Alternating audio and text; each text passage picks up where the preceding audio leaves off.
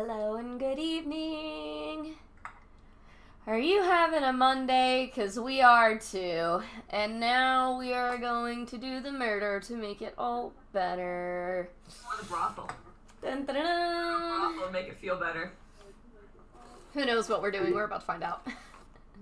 I'm hearing Molly back on a double loop. Uh-oh. What the fuck, Molly? Who's got Molly's stream open? No one should be. Yeah, it's pretty bad.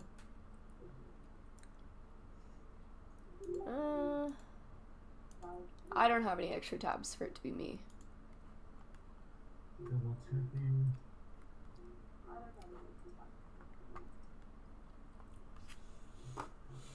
I always have too many tabs open.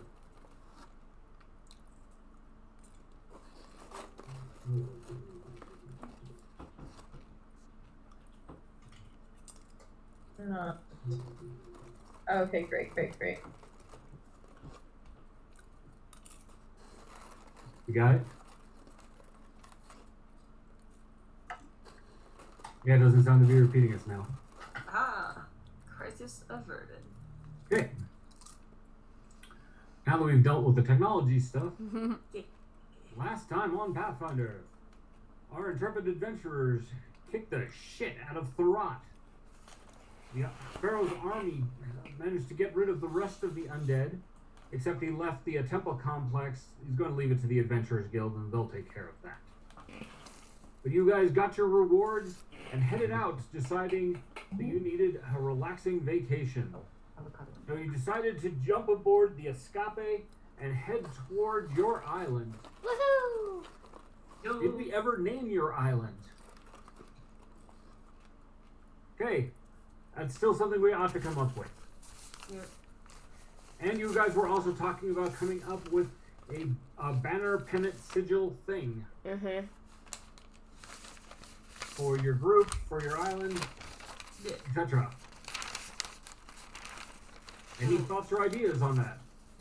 I feel like paradise something for our island. Paradise reach, cove, inlet. Something. I have no idea. Okay, Not right now. Paradise something. so far it's the island. Yeah. The island, the place to be.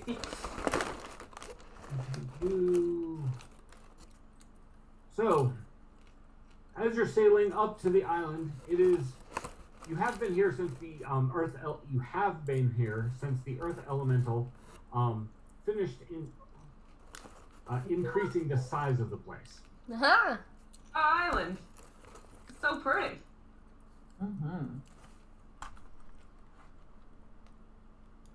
And I played around with some map makers so that we have a nice view of the island. Woohoo! One new feature that you notice as you're pulling up is that there is a whirlpool off to the southeastern corner of the island. Clearly something to be avoided. There's also at the mouth of the bay, there's looks like to be another tower is under construction. It's only got maybe the half of the first floor of the tower is built. To the northeast or northwest? That would be to the due east. Oh, okay. No, that's west. Sorry, due west is there's a tower that's on the little small A island. little like lighthouse looking. Okay, yeah. That's only partially under construction, so they must still be working on that. Nice. So did you guys send an advance word to let them know that you were coming back, or is this going to be a surprise visit? Surprise! Surprise! All right. So you pull into the bay. It's very well protected. Your Earth Elemental, while he kind of went into overkill, he did a good job. You've got a nice deep bay that ships can pull into right up to your docks. The town, as you're pulling in, looks fairly well constructed. It looks to be, a going concern. So you have on the north side of the bay, it's kind of wrapped. The whole bay is wrapped around with buildings on various parts of the town. There are a couple other ships already in port. Let me switch the view so you can see your town. Exciting. There we go. Adorable. Aww. So as you're pulling in, what you see on the north side is a fishery and a small fishing village of people who apparently you have fishermen working the oceans around your town, around your island. There's large docks with even a strange-looking crane contraption.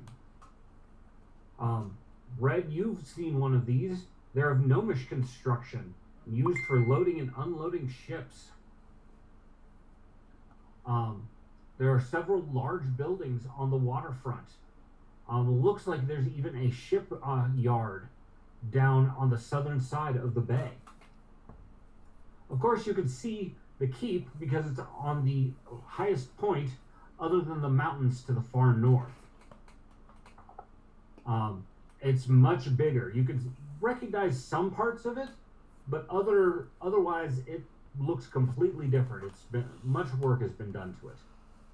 Dang, yeah.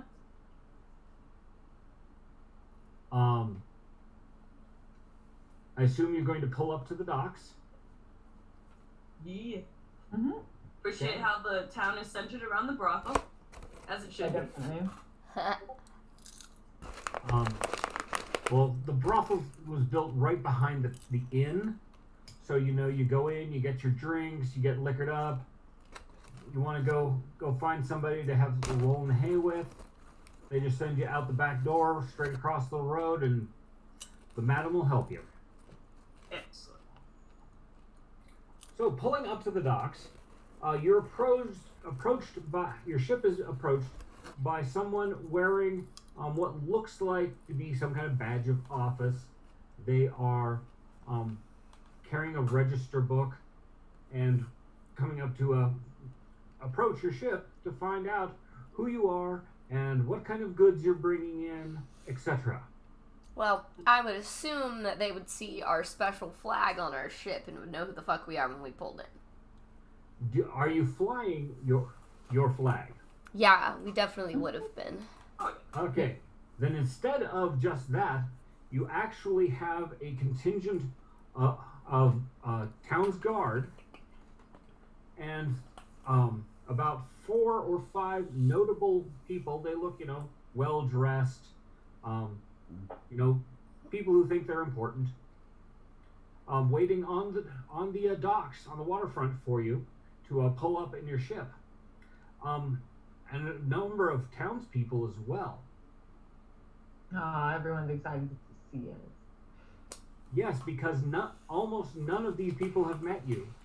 Last time you were here, there was the mayor and his wife, who was also the innkeeper, Darwin and Darla, the halflings, that you guys gave the checkbook to, and there were some dwarven construction workers who were busy building up some of the various buildings in town. The only thing that had been completed was the inn. I picture this in like a whole movie scene, right? Mm-hmm. We're like one by one looking around, like taking it all in, like, wow, this is really interesting. And then like we're all such different people and want different things that as we're getting off the boat, we'd be like shaking hands with so-and-so, and me just being like, as a general, wow, this looks really great, looking around for whatever I would want. I'm sure there's somebody here that immediately was like, yeah, let's hit the brothel! And then Sephi's like, look at all the pretty trees! And she just runs around and starts, like, hugging Steffi's never trees. just be on a swivel. She'd be like, whoosh. Well, when taking you get- everything in with a big like smile, but kind of like making eyes like. What? You Once tree hugger. More the dock hands help with the mooring of the escape, and we park it right in the docks. The at the end of the dock, the mayor steps forward. The man the halfling that you know, Darwin, and his wife is with him. He is clearly wearing much nicer clothes than you saw him in last time, and he's got a nice gold chain around his neck, very typical in the world for a basically a badge of office as the mayor. As And he should. And he greets you, ladies. It is so great to have you back. We have so much to show you. So much has been accomplished in the months and months you've been gone. And, well, there's probably some paperwork we need to do. But please come. We must show you your holdings and all that your people have accomplished for you. Oh, yeah. Sounds There's lovely. There's even an impromptu band. They're not very good, but they're trying to do the As They're we're trying. walking by, going towards wherever we're going, I just toss them like 3 gold pieces to fuck off. I literally just toss it and thanks, guys. And we keep going. So visualize a gold piece is roughly equivalent of $100 bill. Oh, That's yeah. okay. I know, and I have plenty of them, so I'm just being like, That's the idea. fuck off. Just, Yeah, here's $300. Thanks. Bye. so they didn't get the fuck off. They figured out you were really happy with them, and now they're following you. Oh no. Sappy thinks this whole thing hilarious.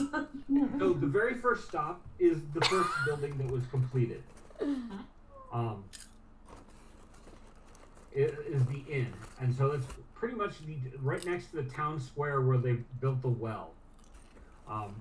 You left them with one of your items of infinite water.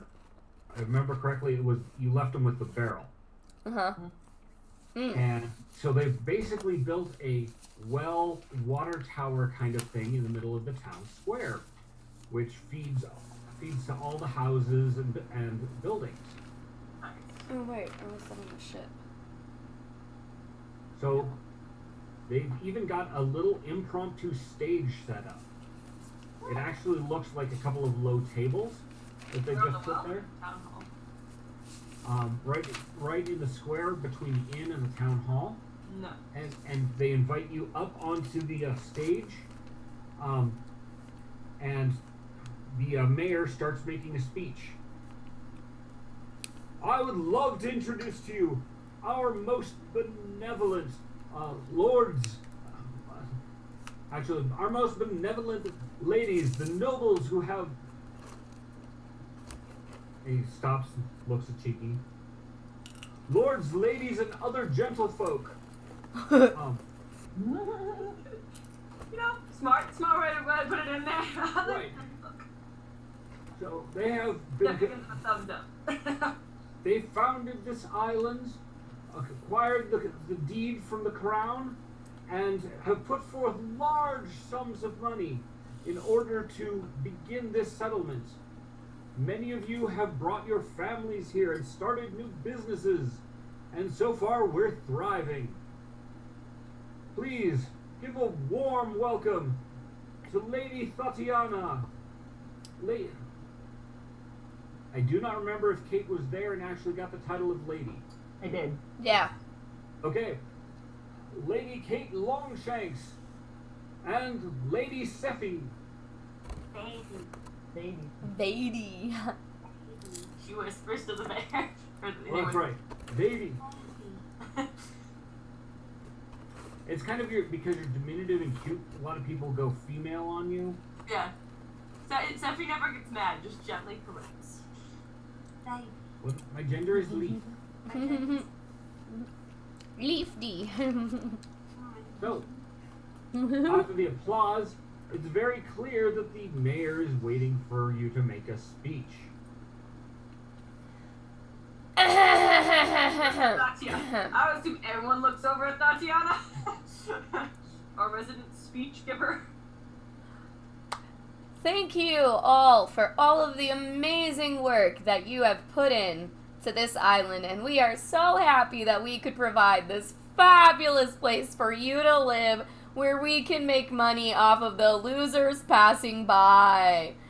You guys have done such a great job. We've been on a really long journey, and we need some alcohol, some food, and some ass and titties. So we will see you at the brothel later. Goodbye. Thank you. So listen, And I just walk towards Sia and like, where the fuck is the mead? And I grab Darwin and I'm like, alright Darwin, do we have a mead plant going on or what? Do we have the honey that we need? How are we making the mead? Are we doing this or what? approximately He's throwing flowers along the about 45% of your population is just shocked and baffled about the not noble-ish kind of speech. Ass, titties, drinking. This is not what we expect from nobles. So they're confused. But keep them on their toes. As are we. We are adventurers, not nobles. This is true. So Darwin comes over to you, leans over to you. Is it my understanding then you wish to have a celebration first, and then tour the your holdings and all of the new town? Hey, we can grab the beer to go, and then we'll come back. It'll be great. Yeah, let's just grab one for the way. And then we can drop this one off. She doesn't have to tag along if she doesn't want to. I'm sure she has plenty of other things to do. And yes, I was pointing at Estrella because she's not the lady here. And she doesn't know where the fuck she is. She just got a free ride to our amazing island. So just dump her off somewhere and let her go party by herself. Unless she feels so inclined to tag along. Well, look at... Darwin looks over at Estrella and says, of course, as a friend and associate of the lady holders, if you would like to join us, is perfectly welcome, or I can direct you to rooms in the keep, or we can even take you to visit the temple, as I see that you are of the holy orders. Yes, I have much meditation to do and much to process from my journey. So I would like to commune with my deity in the temple and meditate for a while. Great! Let's grab 2 glasses, one for each hand, and let's take her to the temple and you can show us all the stuff along the way and back. Excellent. Well, stopping into the inn, they are not making their own mead yet. They have not been able to establish enough honey colonies, so they are still importing mead. But they are brewing their own beer. They do actually. Let's try that. Brewing beer and making distilling spirits. So you have both imported and domestic. So the inn, there being 2 ships in port, in addition to the escape, there are a number of sailors and so forth having a midday meal in the inn. You know, drinking, carousing. You can see that there's definitely a gambling game going over at one of the side tables. They seem to be doing fairly brisk business. Good. Great. This is lovely. Once the capacity of this inn, their main room could probably hold about 50 people. So it's thinking of a decent sized bar. He points out that they have a few back rooms that can be reserved, and the upstairs is completely rooms for rent. So if people want to get off the ship and have a bed that doesn't move, there's a place for them. But if they want a bed with company, well, that's the building out back, the next building over. Sephi grows flowers to kind of put on the bar as well. She's just growing putting flowers in places where we all go. Beautifying everything. Apparently, the mayor, Darwin, has handed over the operation of the inn to his eldest son. Because as mayor, he's got too much administrative bullshit that he's got to do. And therefore, his son, who's been training, is now the official innkeeper. Checks out. His niece, you see, is actually running around, and she's very startled by Sephi's tossing flowers here and there. Decorating. Sephi's decorating. So just imagine a lushy druid decorating. How a lushy druid would think a place ought to be decorated. Oh dear God. That sounds excessive. Sephi, calm down. I know you're excited, but we would prefer to keep the plants on the outside of the building. Flowers only, no ivy unless you're outside, okay? Only flowers. Just like a bunch of flowers here, a little bunch there. Are we talking cut flowers, or you're making the wooden bar grow flowers? Hopefully The one, but not to completely cover it. Just at like the very edge. Sephi, Okay. we don't need flowers growing on the inside of the building, okay? Just drop a couple here and there, not whole ass growing things. Oh God, Sephi. Sephi just kind of sighs, rolls her eyes, and cuts the flowers that are growing, and then like, so they become cut flowers instead of growing out of the bark. Okay. So The size one.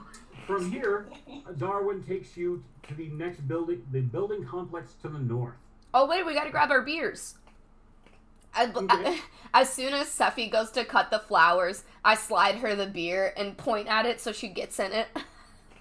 Get in your beer, Sephi. Smiles, a little smirk, and nods, and then looks up at Kate with big puppy dog eyes. He says, "Callie me, please." I'm just waiting for Sephi to do like a little playful splash of beer in my face. It's like, alright, I guess you're offering me an ale bath. I do like getting drunk by way of absorbing liquor. If you don't mind carrying me in the cup with you, Kate. Kate can carry 2 cups in each hand. She can do that. That's fine. Oh, yeah. 4 cups. Knowing Kate, she probably walks to the bar, gets a beer, downs it, puts it down, refill. Okay, I got 2. I had 1. I've got 2, 1 in each hand. All right, I'm ready to go. Boom. Great. My Sephi. I have my 2 jugs. Let's go. The sailors that are in the bar are kind of looking at you very confused. They have no idea what to make of you. All of us, or Sephi specifically? Oh, all of you. Oh, okay. They've heard that, there's some nobles coming in to town, and this is a big to-do. And then there's you guys coming in, and, shenanigans are happening. They're gonna be they- so disappointed. Sorry to disappoint. Everybody's expecting when they talk about, the nobles that hold title to this town, the whole island. They probably got to stick up their butt like every other noble, and now they're meeting you. Which is an entirely different thing. Way different. But here we are. So heading up the boardwalk to the building to the north, Darwin explains that this is the merchant exchange. So all of the commerce for all the ships that come in, they do it here. They buy off of the ships. They sell back to the ships. They're doing fairly good business. Right. We will come back and check this out later. We might have some things that we can offer to sell or buy. So they have warehouses. They have about 5 or 6 merchants and assistants that work here. They use this space to buy the things that the island needs and buy and sell to get the best values they can. He explains that they're finding that some of the people who are out to trade are finding it a little more efficient to just come and use the island as a center point and not have to go all the way to the north side of the inner sea or go south. You're becoming a hub location. Hell yeah. So with the expansion of the island, it's really becoming a viable settlement. Woo! Killing. The coming out of the merchant exchange, he shows you to the uptown section. These are the larger houses of the merchants who have come to set up shop here and invested a large amount of money. The largest house on the block is his mansion. Oh, of course. He's got a pretty nice place. Wow, looks like you're doing swell for yourself, Darwin, and cheers my own beer. In the uptown section also is the local temple. The primary god that is being worshipped here at the temple is the god of commerce. Oh? Checks So out. they're worshipping the holy coin Alright. because this is very largely a place of commerce where people come to set up business. Darwin explains that the deal that he's offered most people is if they come and the hired dwarves will build whatever buildings they need, but they have to put forth a certain amount of money. The buildings and land still belong to you because he has no right to sell buildings. So nobody can buy the things, but he can. But given the power that you've given him, he can sign leases. So these merchants who've shown up, they have a 5-year lease and put down a fair amount of money. And Darwin estimates they're probably going to make back their initial investment within the first 3 years. Fabulous. If shit doesn't go completely sideways. It fucking better not. Mm-hmm. Steffi is so going to suggest a temple, like a small temple, behind the main commerce temple for the Egyptian gods because of their, part in us acquiring this island. We will need to acquire some experts on this, for we don't know what would be pleasing to the Osiran gods. Hey, we've got great ideas on that, and you know what? We will definitely talk more about that later. Mm-hmm. Over dinner, we can talk more about the things that we feel like we need improvement on. I am currently making notes of things that I think we might want to have improvement on the island. So if you guys want to do the same, make notes about what we want to improve on, and we can slam all that on Patrick at one time. So then he takes you into the temple, but there are niches, whatever the word is, alcoves to most of the northern pantheon of the not particularly dark gods, but there's a small niche to the god of nature, to the god of the sun. There's a little place to worship for everyone. He does comment that the forest steward that you left here, the tree person, has set up a small grove deep in the southern forest. This deeply pleases me. Fabulous. And that while most of the townsfolk who worship the god of nature will come here, if they really want, it's almost like their own temple in there. And so far, he's not excluded anyone, but he has forbidden any hunting or logging in the southern forest. Okay. But that's not a problem, as the northern forest is almost 3 times the size. Great. He can always help us make more trees if we need them, right? As both a druid and an entrepreneur, I agree with this assessment.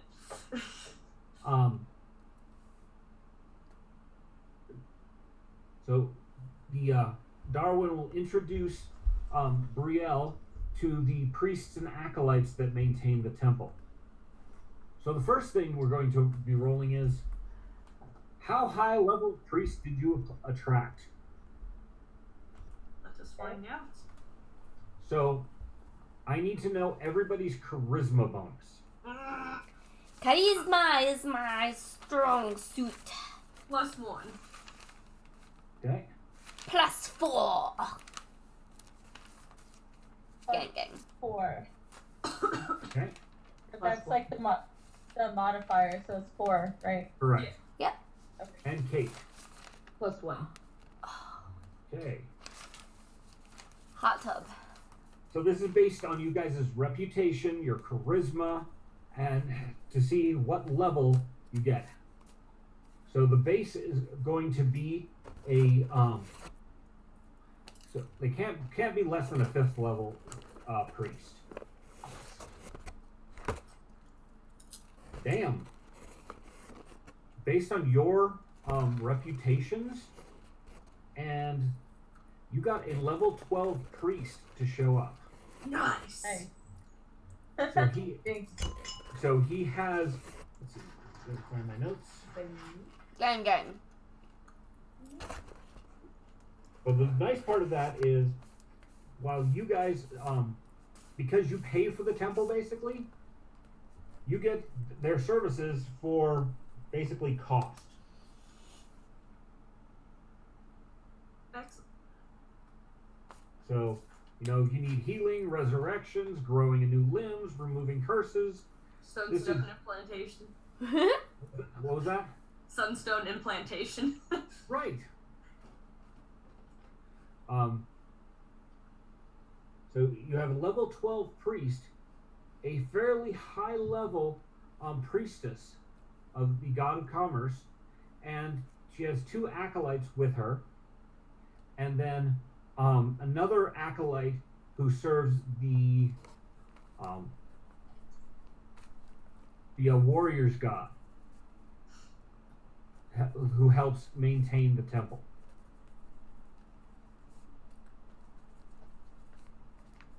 So, Brielle, you're going to hang out. Going to have Estrella hang out here for a while. Yeah. Okay. While we continue the tour, think about what Brielle's focus. Not Brielle, your Brielle. Your character is Estrella. What Estrella is going to be focusing on, what kind of meditation, what kind of prayers, so that I can see what happens from there. Okay. You don't have to answer right now. Just think Right. on it while we're doing the tour. Yeah, I know. Oh, okay. All right. He points over towards the northeast to his house and invites you to dinner at his house tonight. Once all of the tour and festivities have been completed.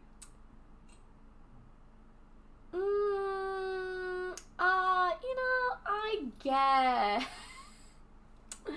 Thought we were gonna have some big fancy dinner. If you have other business you wish to attend to tonight, we can set it for whenever you like. I am your servant, milady, and therefore it is your call on what you wish to have happen. How about, can we do brunch tomorrow?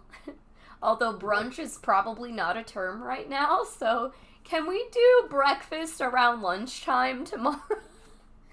I would be most happy to set that up.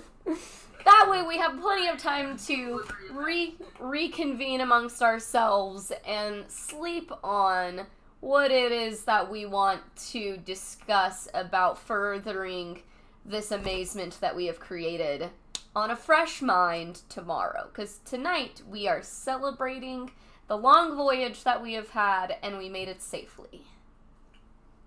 Most excellent, madam. So he takes you over to the west side, just to the north of the bay, and shows you the fishery. This is where all of the professional fishermen are bringing in their catches. They're salting it, smoking it, and preparing it both for use on the island and to sell to the ships as they come through. Apparently, the fishing in the area is quite good at the moment. Oh, great. I rolled for the successfulness of your island for the last 4 months, and you came up with 90%, 90 out of 100 on the die. Yeah. So turning, he heads back down south through the town, past the inn, and he just points in the general vicinity of the brothel and says, and here we have one of our fine entertainment establishments that you may or may not wish to investigate closer. Definitely going to talk more. We are going to visit there and see what it is that we do have to offer, because we might need to make sure that we're offering enough to satisfy all of the different types of creatures that will be visiting here. As you wish, milady. So he takes you into the brothel, and you walk in. You find a nicely established parlor. Oh wait, we can go later though. Let me Oh. finish my beers first. We'll finish the Very, tour. very well. I might So- get lost in there for a few hours, and I don't want to hold up the door. So he turns. Hearing that, he will turn past and go to the south side, on the east side of the square. He points out your bakery. Oh, where fabulous. They're making fresh bread on a daily basis. Oh, let's go get some fresh bread. That sounds delicious. I want some hot, fresh bread. So stepping into the bakery, you meet another set of halflings who are working the bakery. You can see that their bread's going into the oven, coming out, some sweet rolls, but mostly just common bread. This is something that the ships definitely have a desire for, fresh bread after, taking 3 weeks to cross as far as your island. What kind of sweet stuff do you guys have to offer in this bakery, or do you need more supplies? I have money. Well, the mayor does point out, as you have given me access to your account with the Moneylenders Guild, I have been making judicious withdrawals from it to buy things. We are not quite self-sufficient on our needs yet, but we do have orders in with some of the merchants for things like sugar or spices, things that we specifically need. Right now we have a small selection, but if we can get the beehives established for both honey and mead, that would be very beneficial if we can get that accomplished. Yes, absolutely. We should work on that as soon as possible. I'd like to try some of this fresh, warm bread, though. May I have a piece? Absolutely. The lady behind the counter, she's kind of shaking.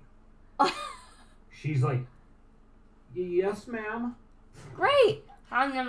Okay, can I roll for something to see how I think it tastes? Go ahead. What do you want me to? What do you want me to roll? Just roll a d20. All right. I got a 17 on the die, so. All right. Well, I your probably love bakers it. are quite proficient. The fresh bread that you had apparently just came out of the oven a little bit ago. Far with some.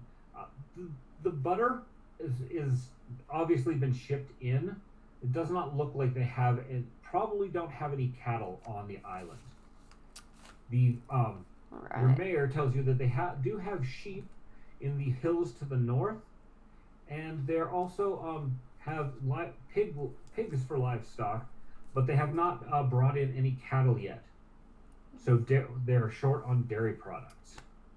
Well, I think this bread is amazing, but I do think this butter could use a little work. If we're not, if we're missing some cattle and we need some assistance there, I'm pretty sure we can make that happen.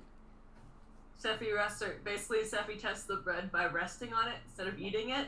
And you seal of approval of being nice and warm and soft and smelling good.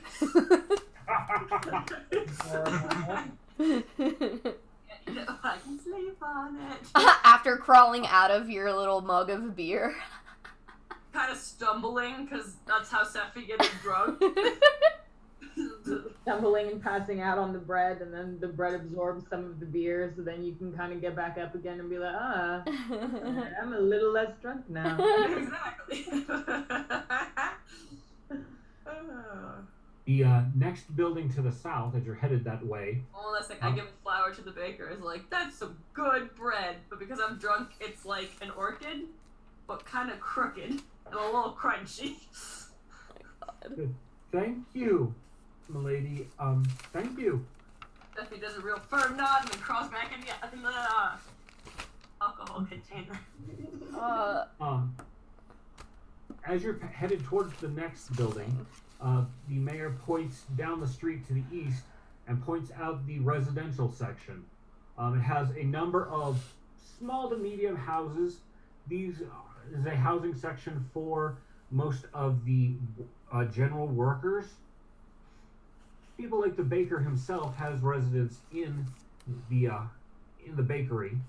There's an apartment attached to it, but his helpers, they have residence back there.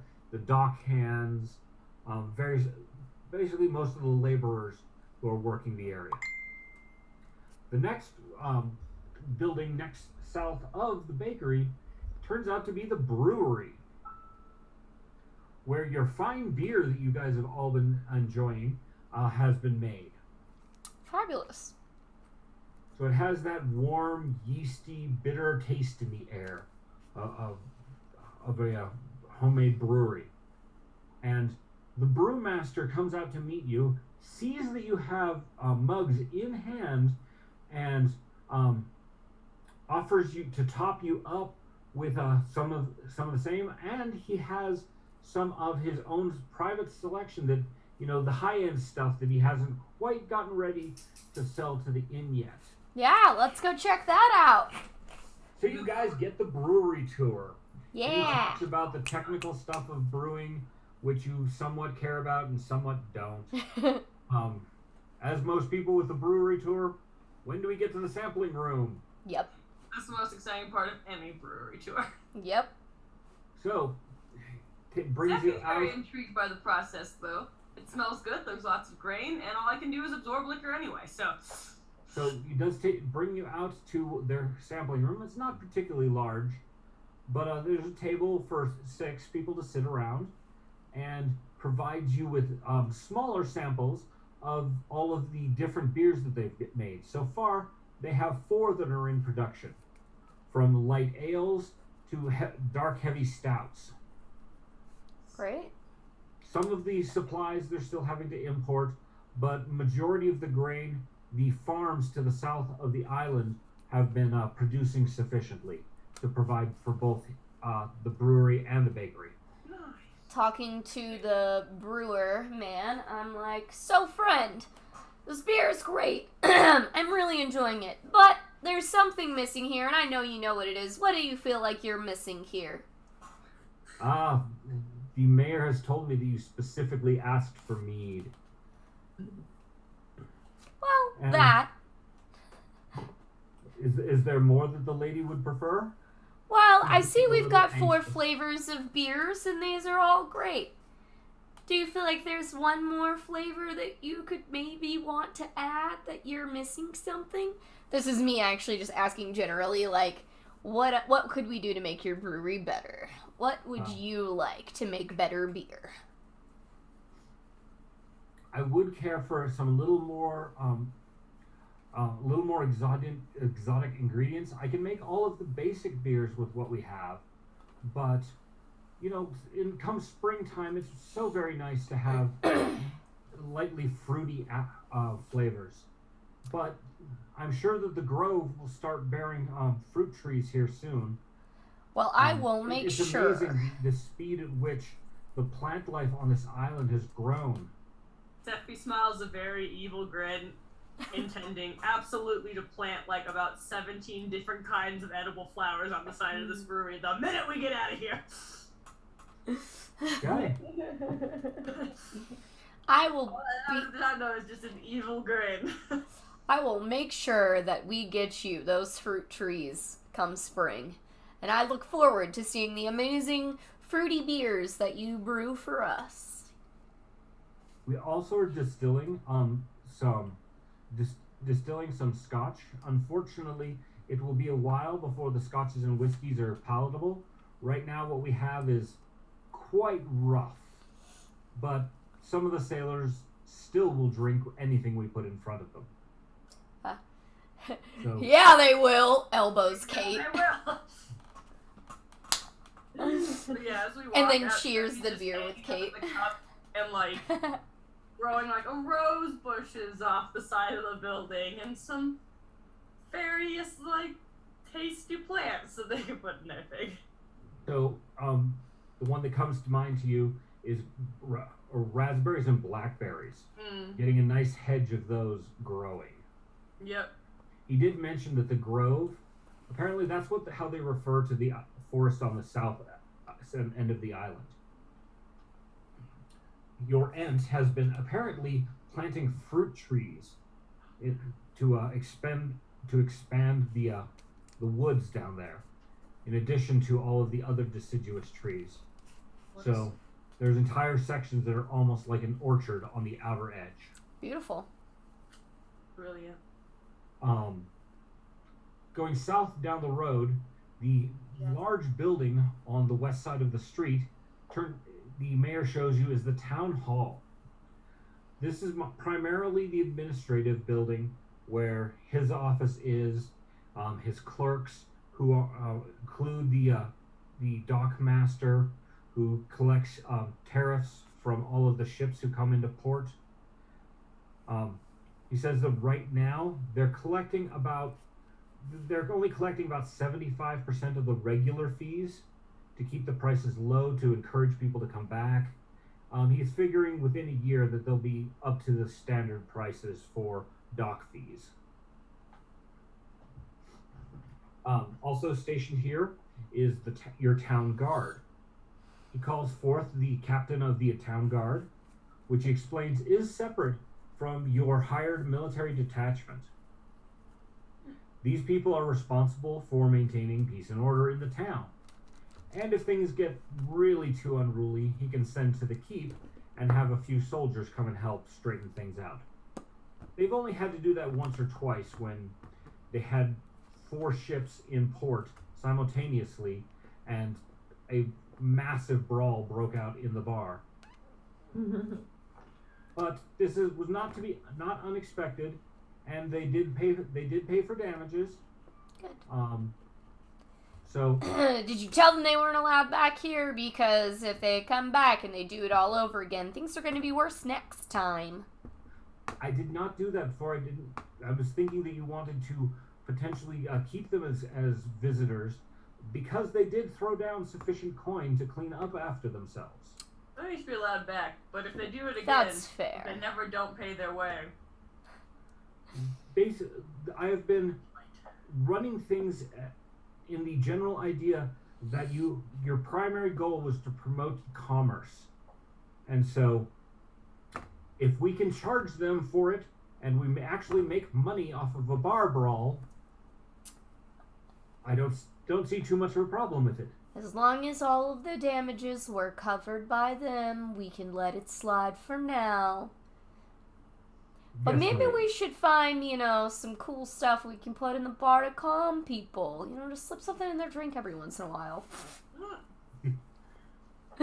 Looks a little hesitant, kind of shocked that you would say such a thing, but all right. We need a beautiful witch, basically, to be like the performer in the end, who just serenades the bar into this like calm, lulling thing, and then presents them with beautiful women that they're gonna go pay to have sex with. That's how we make money. I do. So far, we've only been those who ask for company. We've been directing them to the brothel, but we haven't been bringing the ladies in to advertise for themselves. Oh, you absolutely should let them do that. Let them enjoy their evening as well. They'll find better customers that way. I will speak with the madam and see about implementing your ideas. He does point out that there is also their few jail cells they have are there. These are mostly used for people who are violent and need to cool off before he Drunk tank, basically. Yeah, basically their drunk tank. That's at the town hall? What was that? That's at the town hall? Yes. Oh, okay. So the town hall has all of the administrative stuff, the city watch, as well as their drunk tank. Have we met the town guard yet? Is he busy? He's comes out, and you see a middle-aged man with balding head, and he comes up and bows to you. Lady Thotiana, Lady Kate, and Noble Cheeky, Noble Sephi. I am so pleased to meet you. My name is Rumel, I am the head of your town guard. I am pleased to report that things are going fairly well. We've had very few disturbances, and in the last 6 months, only a couple cases of theft. Fabulous. Nothing too bad. I came from the mainland, where I was a deputy sheriff in a small town to the north, and I am very grateful for this opportunity to increase my station and to serve you and your town. Well, we are grateful to have you, and we'd love to get to know you better later this evening, and then maybe tomorrow over lunch or dinner, well, an evening meal. Friendship. We could discuss other things that could benefit your job here and make sure that you and your family are getting the best living situation you can get out of your service. Darwin turns to you. Is it my understanding, my lady, that you would like to have the brunch for tomorrow? You would like to have that with all of the town leaders? I think that would be an amazing idea. He steps out the door and whistles rather shrilly. A young man runs up and says, "Yes, Mayor, what may I do for you?" "Run and tell all the town leaders that we will be holding a lunch meeting at my manor tomorrow at noon. They are all required to attend, as to speak with our noble ladies," and leaves. Exactly. Ladies and leaves. And so the young man goes running off, heading in the direction. Darwin turns to you. "You can expect that we will have the attendance of our head merchant, the priest of the temple, the head of the Fishermen's Guild, the head of the Crafters Guild, Commander Babbitt, who leads the military detachment that I have hired for you, and Ortho. Ortho is the head of the Shipwrights Guild. I will take you to their establishment just now." And so, heading to the west of the town hall, you come across the Shipwrights building. This is where they're fully capable of building ships, as well as refurbishing and providing, any repairs the ship may need. Fabulous. Excellent. The Shipwrights are a small clan of gnomes. You find out that they're responsible for building the odd crane that's on the docks, which is so much better than, the human-built cranes that Kate has used before. People having to it's a rope thrown over a pulley and people having to pull on it. This thing it's much more complex, but, it's operated by one person. So much less sweat involved in getting the large crates of cargo off of ships and back aboard. Nice. They don't currently have any ships in their dry dock, but they describe how they can pull a ship into this narrow canal next to the shipwright building and then close the gate, drain the water off, and they have it in a full dry dock, which is something only the biggest of cities can boast. So far, they're actually ahead of their investments to build this place. Their 5-year lease, they'll probably be turning a full profit within 2 years. Nice. So they'll hand the head shipman 2 gold as a reward for how astute they have been. The gnomes also point out their workshop where, when they're not working on ships, they're tinkering with all sorts of things. There's a very strange looking crossbow sitting on one working bench. It looks like it would require somebody with at least 4 arms to operate this thing. Nice. It'll be a 4-armed creature. Do we know where to? Leaving the Shipwrights Guild, they're very thankful for the tip that you've offered them. I'm so impressed. Wow. Heading due west of there, the mayor brings you to their arena. Nice. And what they've established is a system by which if you want to have a fight, fine, go to the arena. Okay.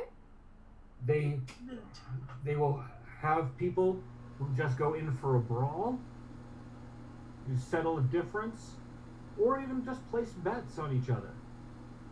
There's even a board with, you know, some scheduled fights on the thing. Apparently, the sheep herders up to the north and the fishermen have a standing rivalry. Right now, the odds are 2-1 for the shepherd's man, who's going to be fighting on next Thursday. How fun. But oftentimes, if you get caught brawling or drunken in the streets, you're going to end up finding yourself in the arena having to fight someone. Up into the arena. Mm-hmm. That's what you did. You got drunk and fell down? All right. You'll be let go as soon as you either win or lose a brawl in the arena. Time to go. Now, sometimes the guards will put on actual combat demonstrations and use it as a training ground. But most of the time, it's people just getting into a slugfest until they knock somebody out. To the west of that, you're actually surprised to another gnomish business. You actually have alchemists on hand. Nice. Let's see, what level of alchemist do you get?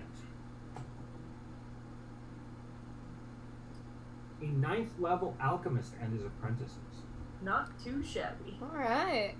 Dang.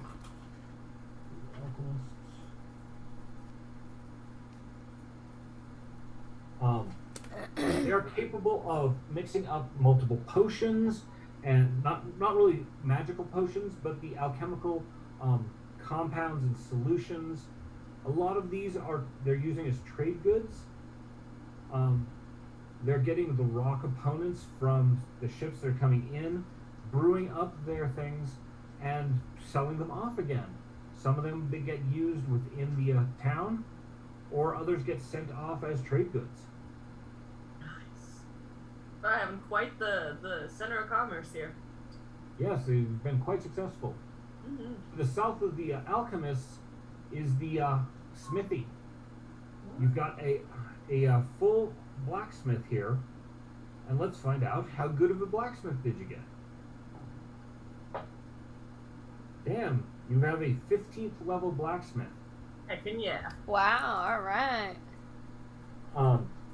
So he is highly competent at making arms and armor, which includes some basic enchantment on those armors. So he has been fully trained dwarven armsmith. Very nice.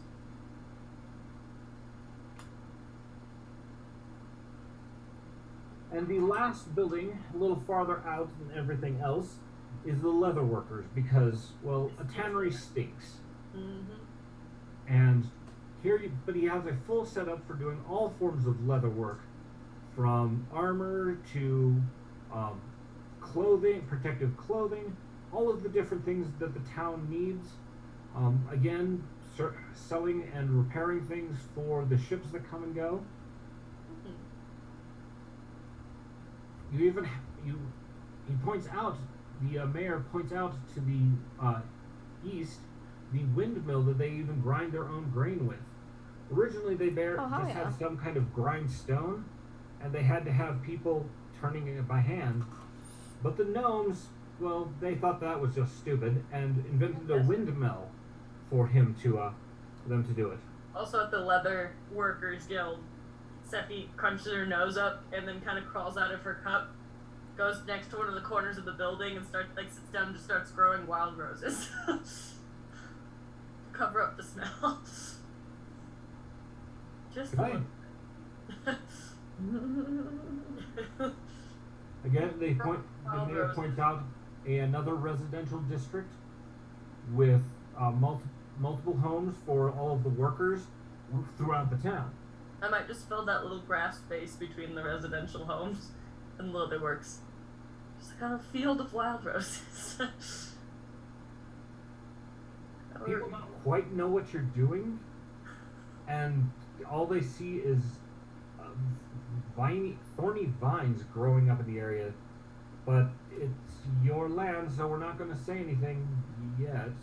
I would definitely kind of have them bloom. Okay. As I was going.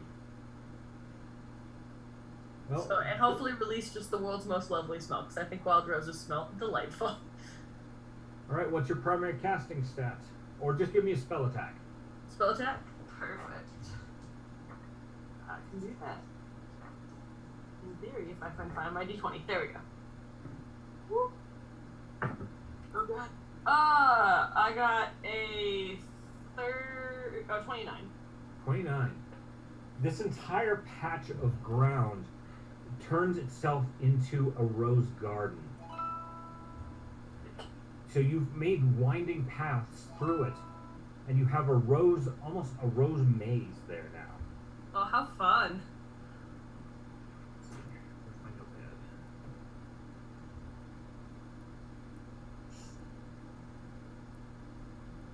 notepad? It's a riot of color in almost every shade that you've ever seen roses come up in. Ooh. Little rose garden next to the Tanners. The only thing you don't have is blue roses. Blue roses are extremely rare and an incredibly potent magical component. You could probably get them to grow if you could just get, a seed pod or two. Yes. But for now, it should at least cover up tannery smell and look lovely. Given the fact that this section of town is some of the roughest workers, they're living by the tannery. So these really are your dock workers, your basic laborers. They're, the bottom rung of the economic pool. And you've just given them their very own rose garden. This is not something that anyone they ever considered something would do. It's very Sephi, I feel. Kate says, on behalf of dock workers everywhere, thank you. Yeah. The mayor says this is the town that we have built with your generous proceeds, and I look forward to hearing what else you would like to say. See happen. I can describe for you what we've done on the rest of the island, and if sometime this week you would like to take an extended tour of the island, we can definitely arrange that. I'm sure tomorrow after brunch we will enjoy taking a walk, a stroll through the island as you will. My lady, I know when you were here, you didn't make it very far into the lands that the earth elemental that you summoned created. It is a bit more than a stroll. We will be if we were to tour the entire island, it would be at the very least a 2-day trip. Nice. Look, he points out in the far distance the small mountain range to the northwest, and tells you that some of the dwarves who were doing construction decided to stay on and created a small settlement at the base of the mountains where they have begun mining. They have found metals and even some precious gems. Apparently the earth elemental was having great fun. We are still concerned about the volcano that he was commenting about, whether or not we're going to run into lava, but so far, so good. Excellent. You may have seen at the mouth of the bay, on the north side, there's a watchtower there. Each of the watchtowers around the island is manned by 5 of your guardsmen. They rotate being on watch and sleeping and so forth. So they're on watch round the clock. On the north side of the island, there are 3 watchtowers spanning across the north end. And then down the eastern side, there are 2 watchtowers as well. No one felt it needful or appropriate to try and put a watchtower in the southern forest. The Ent assures us that no one will be messing with his forest. Seppi smiles real big and nods in approval. There is a small settlement to the north where the sheep herders live and maintain the flock in the hills to the north. Over towards the northern forest, due west of here, we have a small group of foresters who are harvesting lumber and hunting in the forest. It's really quite amazing for an island that only existed for about 6 months, that you have a healthy supply of game running around in the forest. Oh. I'm not clear on how you've accomplished this, but it's there. In the southeastern corner of the island, we have 2 large farming areas, which is where we're getting majority of our perishable foods. Okay. Grains for the bakery and vegetables for our table. Between the fish, the sheep, the pigs, and the farmers bringing in the vegetables, we're actually doing fairly well on food, though just lacking in beef.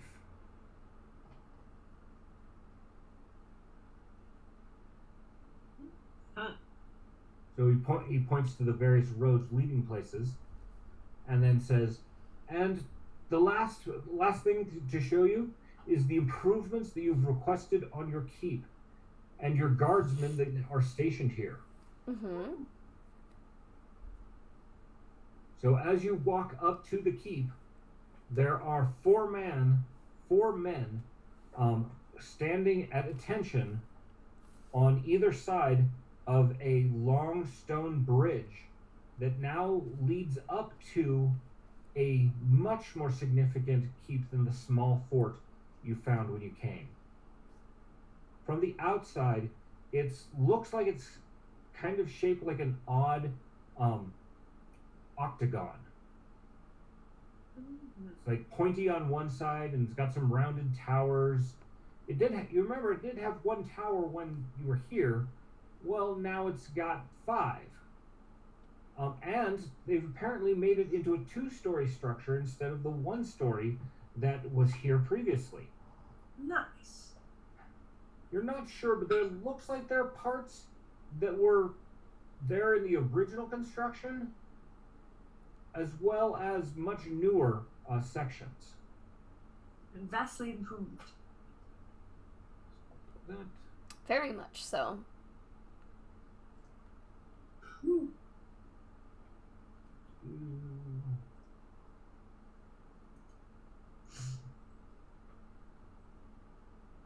I did not have time to make a nice pretty map of this one. Works perfectly. I love it. That's beautiful. Oh, come on, phone. As you Hella amazing. So the entryway to the north, there's a small ravine that has been cut in, and this bridge that heads over to the gateway. All of this appears to be new construction. Nice. When you get past, the guards snap to attention and salute as you all walk through the across the bridge. If he gives them a princess way. Princess way. Once you arriving at the keep, the portcullis is down, but as you're halfway across the bridge, it starts raising. looks like you have some pretty significant defenses going here. Nice. Inside of the portcullis is a good-sized courtyard. When you look to the left, the walls and door that you see on the left side of the courtyard, those look like some of the original works of the keep. The stonework is a bit older, and the main door, you're fairly sure that that's the door that you had to struggle with because of the magical locks on it. Standing right in between the two doors at the south end of this courtyard is a stately man. He looks like he's been in the military forever. His back is straight, his hair is completely white, and a small white goatee. And he bows to you. Ladies, welcome to your keep. I am Commander Babbitt, the commander of your guard. I would be most happy to give you a tour of your fortress. Yes. Okay, so is this where we live? Yes, there have been rooms prepared for you up on the second floor. Oh, yeah, I want to know what my bedroom looks like, because, like, it's probably not up to my standards, so I'm going to spend all my coin to upgrade my fancy-ass bedroom. We did not know your personal tastes, and the mayor could not speak to what they were, and so right now there are only basic furnishings in your rooms. That's quite all right. We will be.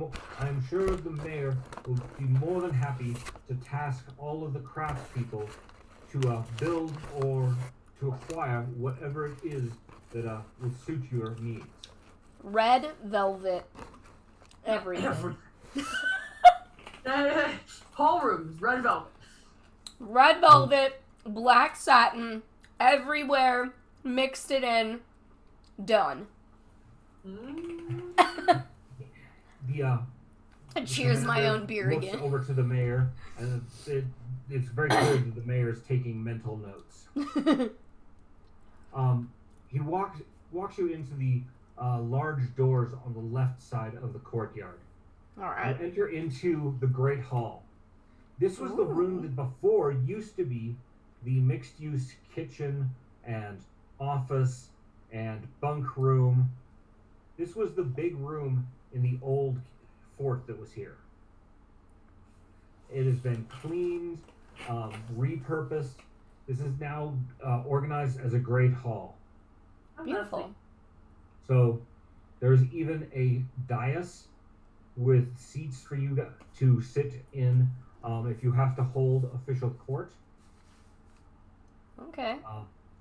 He describes that the cooks and servants within the palace can rearrange the furniture in here to whatever the needs are, whether you wish to hold a feast or you're going to hold court. Have an idea. So, what if we just do brunch with Darwin and Darla, or whatever her name, I think it was Darla.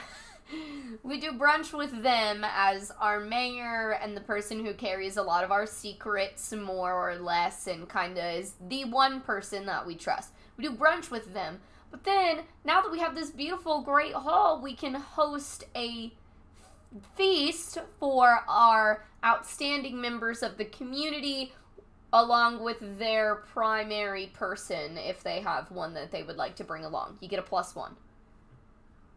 Waiting for you in the Great Hall is a somewhat older lady who introduces herself as your chamberlain. This title is basically she's in charge of all of the domestic services within the fort. Nice. And on hearing your interest in throwing a grand feast, you can see her eyes light up with both concern and excitement. To be able to do a proper feast that would be appropriate for your homecoming, I'm going to need at least a few days. in order to properly get all of the things together for it.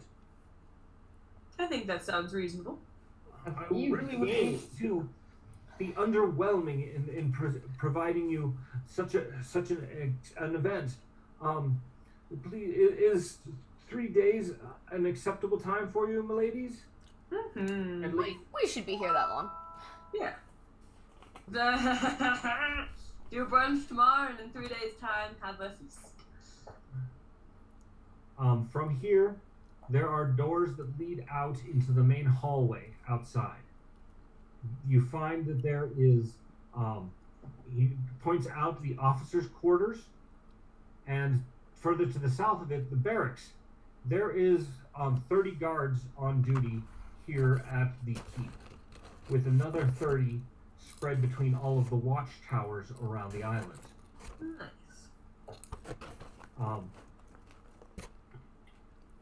The next space that you're taken to is a very oddly shaped room in the very center of the keep.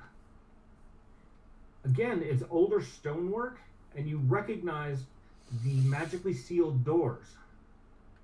The commander pulls out the keyring that you gave originally to the mayor and opens up what used to be the little automaton. Yeah. His workshop. Now this has been reinforced as the vault for your keep. Excellent. Just given its position, the already existing enchantments on it, it was the optimal place to store any goods. There's not a whole lot here so far.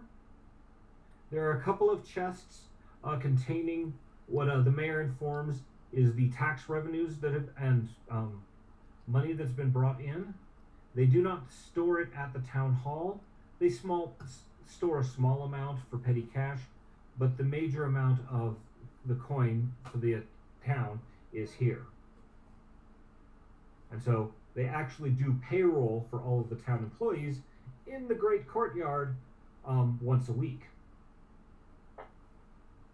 They haven't had any problems with anyone trying to get into it, but there's always guards on either side of the door. On the east side of... Pretty inhospitable to try to break into. And I appreciate it. On the east side of the keep are the kitchen and the mess hall. The kitchen is a fairly large establishment, and the mess hall is clearly designed for feeding all of the troops. So far, everything you've seen is very much a military installation. The mess hall is also one of the other parts of the original building. Cool. The commander continues the tour of the space, showing you the barracks where the men bunk out. Clearly room enough to probably have 40 men bunked out in the barracks themselves. And then with the other, he's pointed out the guard towers as you go along.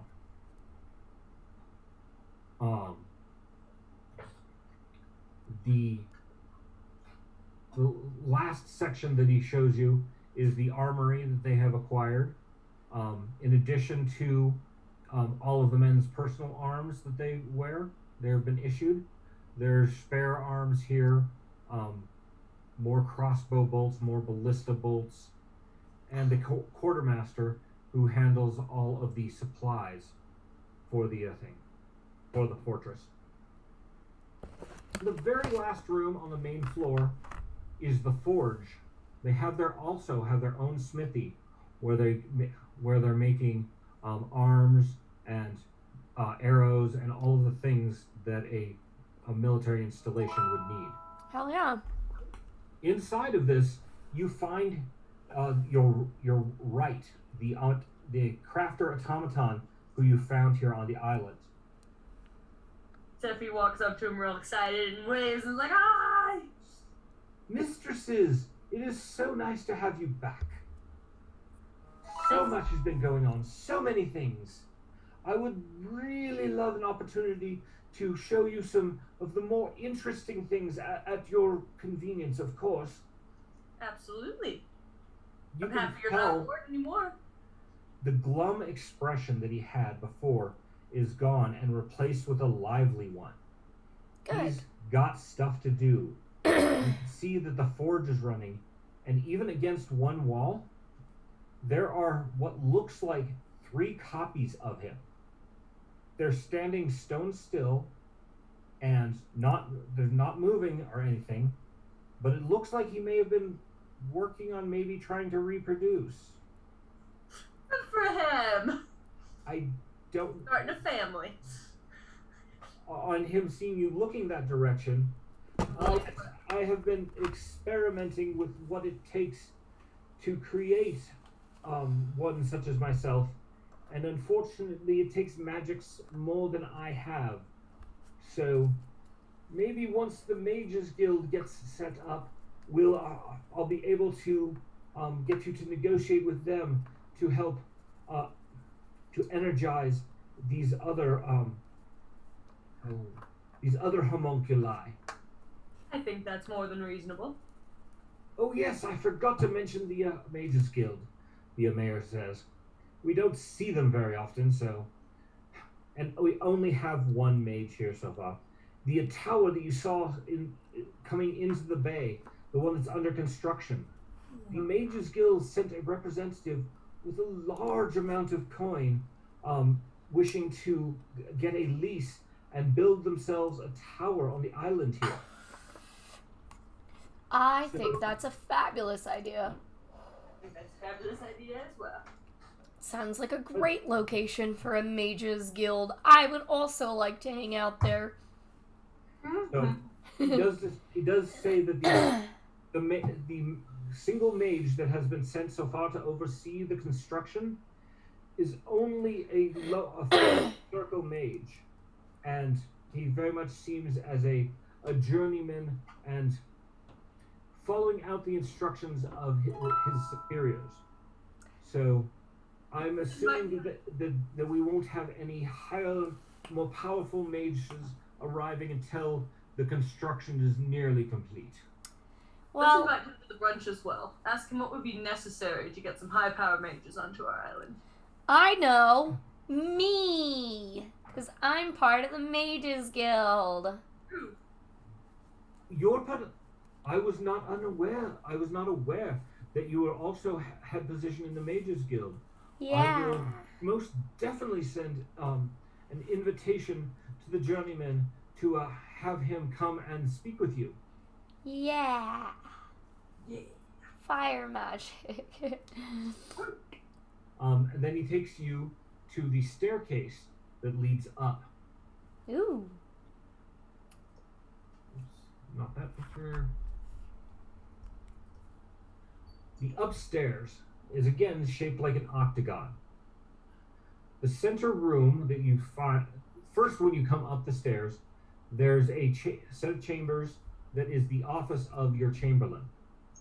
This is where they, from where they have both their sleeping quarters and their office for running the household. You can see when you see it, it obviously has a very busy and cluttered desk. Many pieces of paper and so forth. Next to that is the commander points out his rooms, where he, from his quarters, and he has a small desk in there, but for the most part, he leaves the paperwork to his officers, and he's more concerned with the training of his troops, because he describes the majority of them are either old veterans that he managed to convince to come out of retirement, or fresh recruits that barely know one end of the sword from the other. Makes sense. They don't have a whole lot of battle-trusted people, but so far they've not had any problems. He does expect sooner or later the Brotherhood of the Seas may come a-calling and see if they can get us to pay tribute to the bastards. You know that the Brotherhood of the Seas is basically the Pirates Guild. Okay. Somewhere it's rumored that they have an island of their own hidden away in the inner sea that no one can find. From there, they engage in much piracy, raiding small towns, coastal villages, and plundering any shipping that they can get their hands on. Makes sense. Well, they're entitled to do whatever the fuck they want. Away from us. I think Yeah. we ever mentioned that it's like, you're fine to come here and, like, enjoy the festivities, sir pirates. Just, like, if you want to rob us, we're gonna have issues. Yeah, you can't. But if you want to just fuck our prostitutes, drink our beer, and GTFO, that's fine by us. Yeah. You want to buy supplies, sell off your loot. Yep. Yes. All that's You sell off fine. Your loot, our pawn shops ask no questions. But we are very I believe between all party members, we are fairly neutral because we have a couple people that are more chaotic and a couple that might be a little more lawful, but we're all fairly neutral. Some of us might be a little more good. I don't think any of us are technically evil, although I would like my character to go that route. I don't think any of us are actually evil unless Kate is Kate Monster.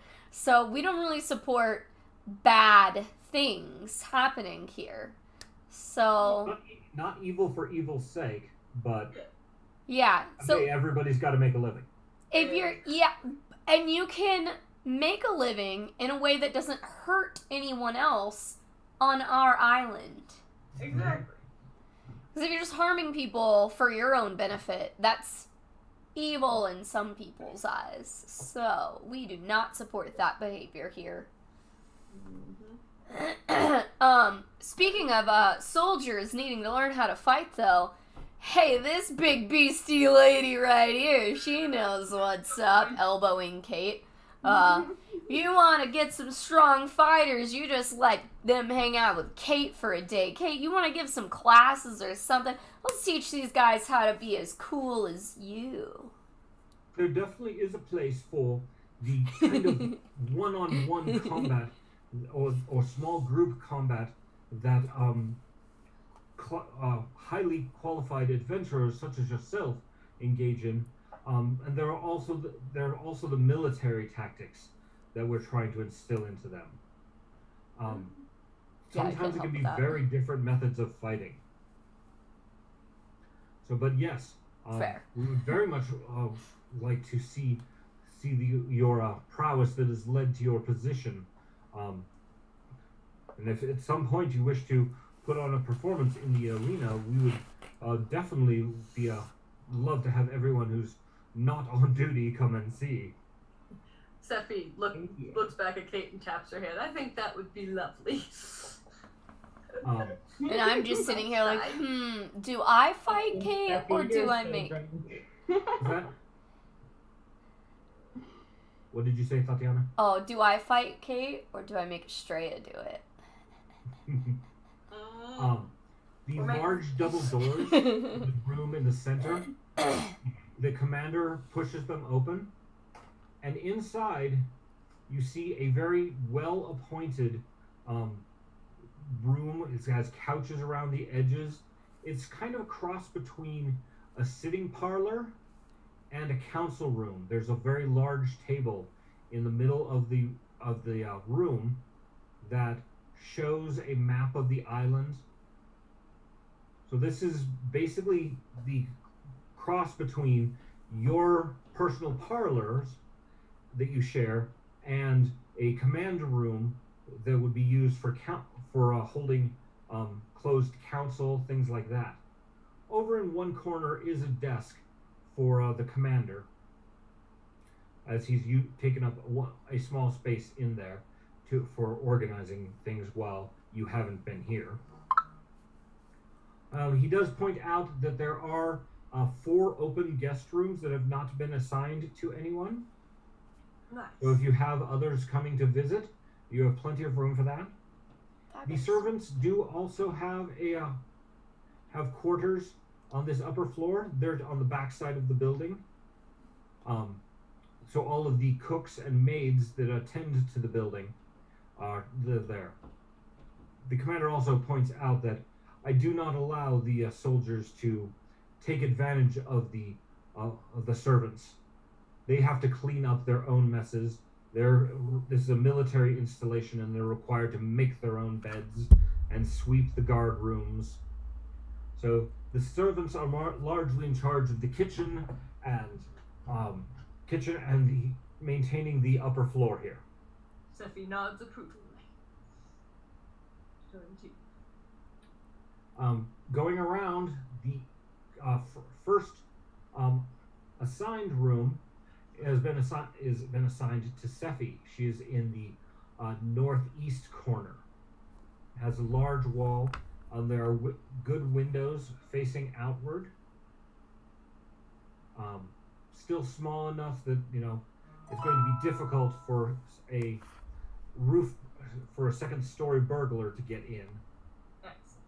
But it is furnished with some basic items of bed, a cabinets for storing clothing and so forth, table and chairs. All of them nice quality, good make, but as the commander and chamberlain have commented, they didn't know your personal tastes and didn't know what really to provide until they got your guidance on that. Indeed. There are two empty guest rooms before we get to Tatiana's room. Really, the furniture is very much the same. Just functional, pretty, but not really anything specific when it comes to tastes. Makes sense. Another spare room. All of the spare rooms are made up and ready to host guests. They just, no one's staying there. One of those would probably be Estrella's as well. Thwack has a room of his own. Good. Because of course he was recognized when you guys were deeded the island. Mm-hmm. Mm-hmm. So there's room for him, and he's actually kind of baffled. I get a room of my own? Seth kind of leans up and smacks him on the shoulder playfully, like, good for you, buddy. When I was with the clan, we all lived in just a series of caves, so I had a spot around the fire. I didn't get, the only people who had their own room and a chamber of their own in the caves was the shaman and the chief. Wow, hold it.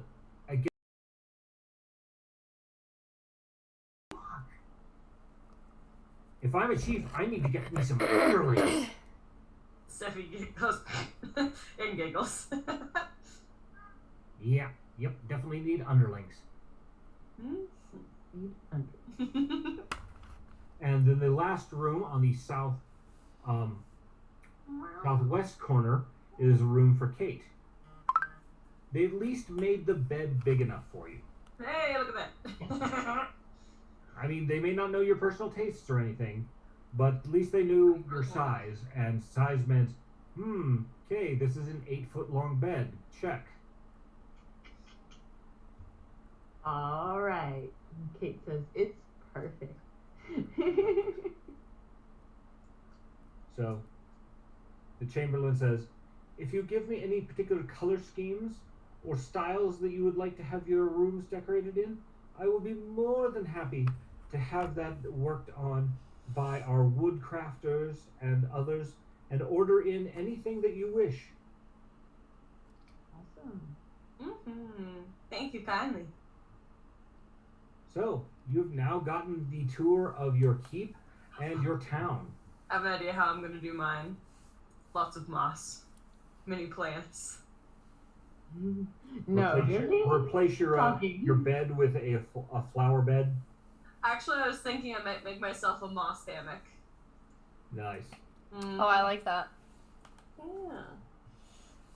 So, the chamberlain, the captain of your guard, the commander, and the mayor ask if there's anything else that you would like to see or do, or you'd like to take some time and refresh yourselves, or go out and even stroll your property.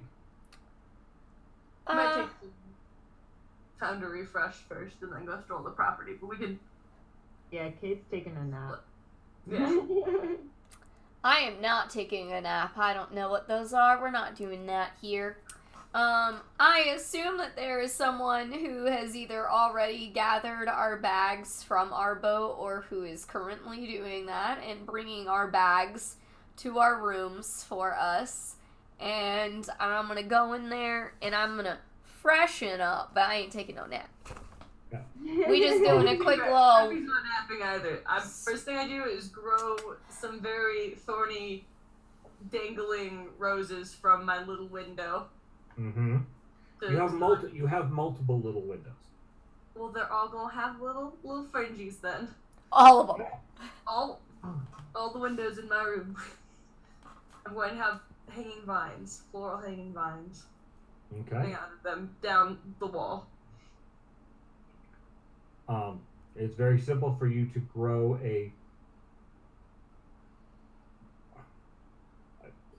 set up almost a green room like feeling in your space. That's exactly what I'm going for. A couple of your guardsmen. So you have the town watch, which is just your police force. And then you've got the guard, which is your actual military presence. Mm-hmm. Technically, they are sworn, in theory, to you, but you haven't been here to take any oaths.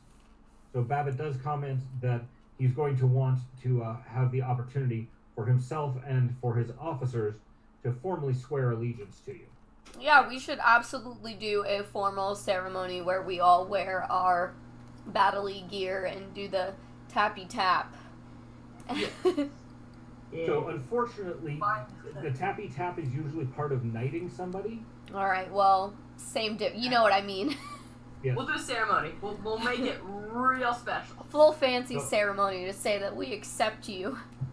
The Chamberlain says, when I took this position, I was made aware that you were recently elevated to the nobility, and so I am very well prepared to guide you through the proper forms and protocols of doing things and not, accidentally knighting somebody when the crown would get pissed about that.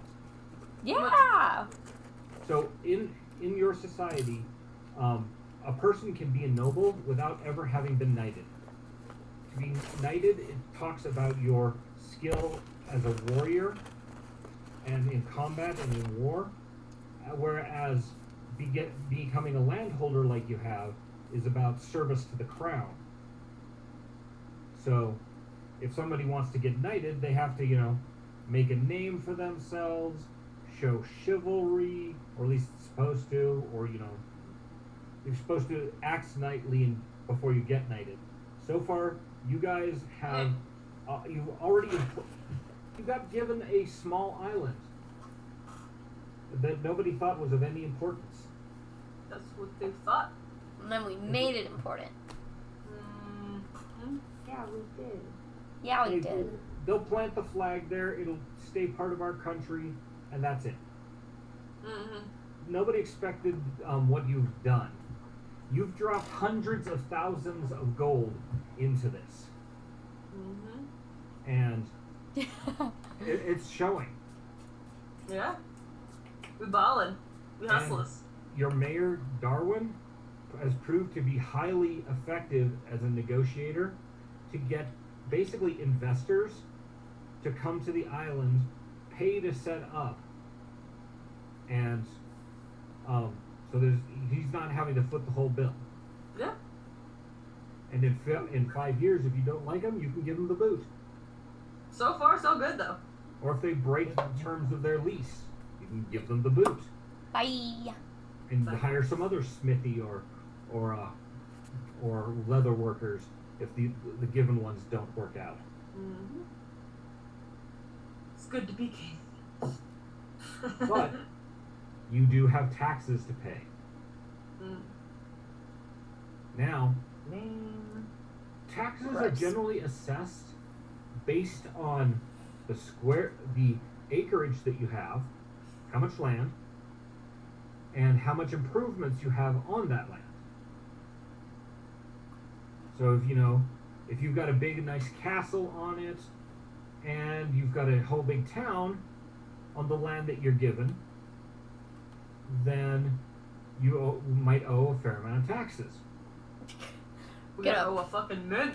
We're gonna Yeah, but prestidigitation. the island you were given was this big and it had a dinky ass little fort on it. Yeah.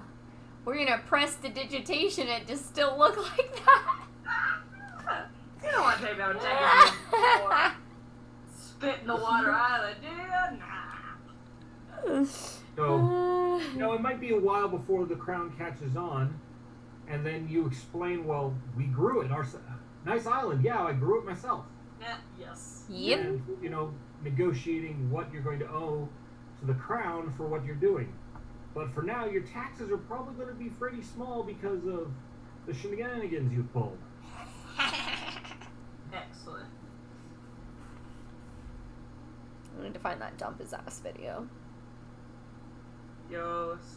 So, Oh, that's what I accidentally deleted. you have toured your lands. You've seen, or at least your town. There's still, the outlying settlements, your small farms, the guard posts, and the dwarven mine to go visit. But you can do that pretty much at your leisure.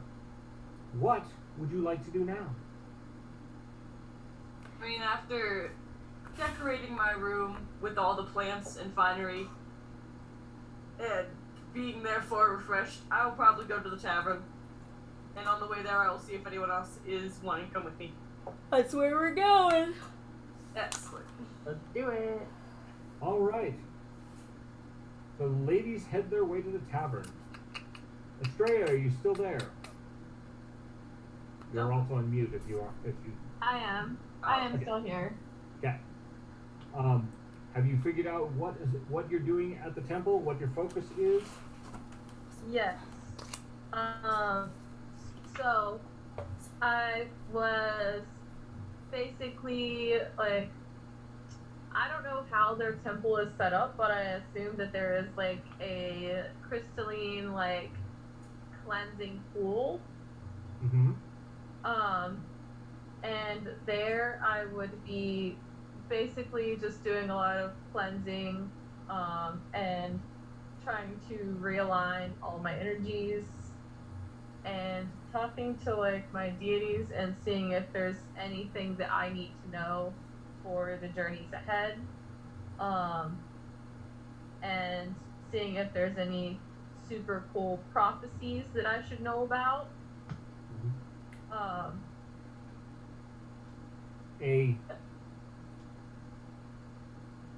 You have a vision while you're bathing yourself. 1 minute you're inside of this pool inside of the temple. The next minute you're in a pond in a deep forest. Standing on the bank is a giant stag with a rack of antlers that is just massive. And he's just watching you. When you approach him, the stag actually speaks to you. Neat. You have grown much, my daughter. It is time for you to regain your path. Your family was responsible for the keeping of my holy shrine, and in that they failed. Damn. You must find that shrine and cleanse it, and in doing so, find yourself. Well, who are you? Who do you represent? I am Carnunos. How do you spell that? Oh, I've never been able to remember how to spell it. I know it's I'll spell it. Okay, go ahead. CERN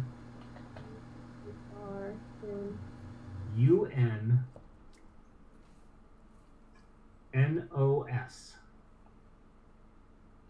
Okay. Twat.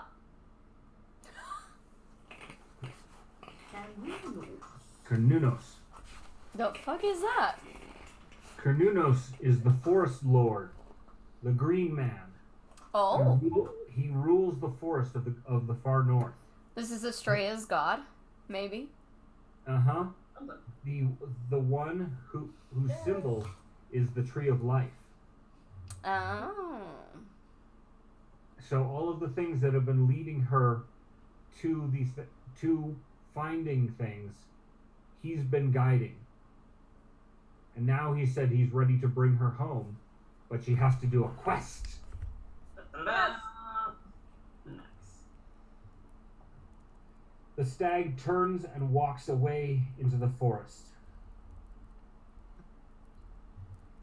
And you find yourself, instead of kneeling on the banks of the pool, or the pond, you find yourself kneeling on the edge of the sacred pool in the temple.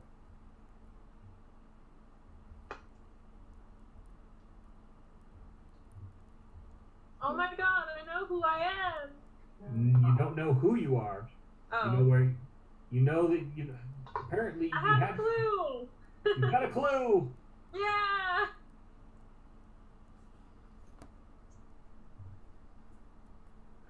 What's the song that was on Blue's Clues about clues? I don't remember, but I know what you're talking about. I remember it. I remember the idea. I don't remember the song itself. Okay. Well, I got one of those. Yep. All right. I must go tell everyone. Well, if you head out, you're going and head down the dock front, which seems to be the main thoroughfare north-south through the town. You'll find them as they're walking into the inn.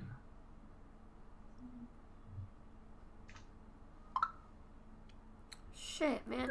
Hey, Brielle, can you do me a weird favor? I deleted my TikTok the other day, and I don't remember my login information, and I'm not gonna fuck it with it right now. But can you go through your TikTok and look at the videos that I sent you and find one of the ones from that gay guy that has like the laughs in gay at the end of it? I know you know what I'm talking about because I've sent you like 5 from him, and one of them is like, "Dump his ass." We're looking for the specific video from this guy that says, "Dump." Yeah, laughs in gay. Okay, fine. Laughs in gay guy. Dump his ass video and send the link in our group chat for this game, please and thank you if you don't mind. Okay, cool.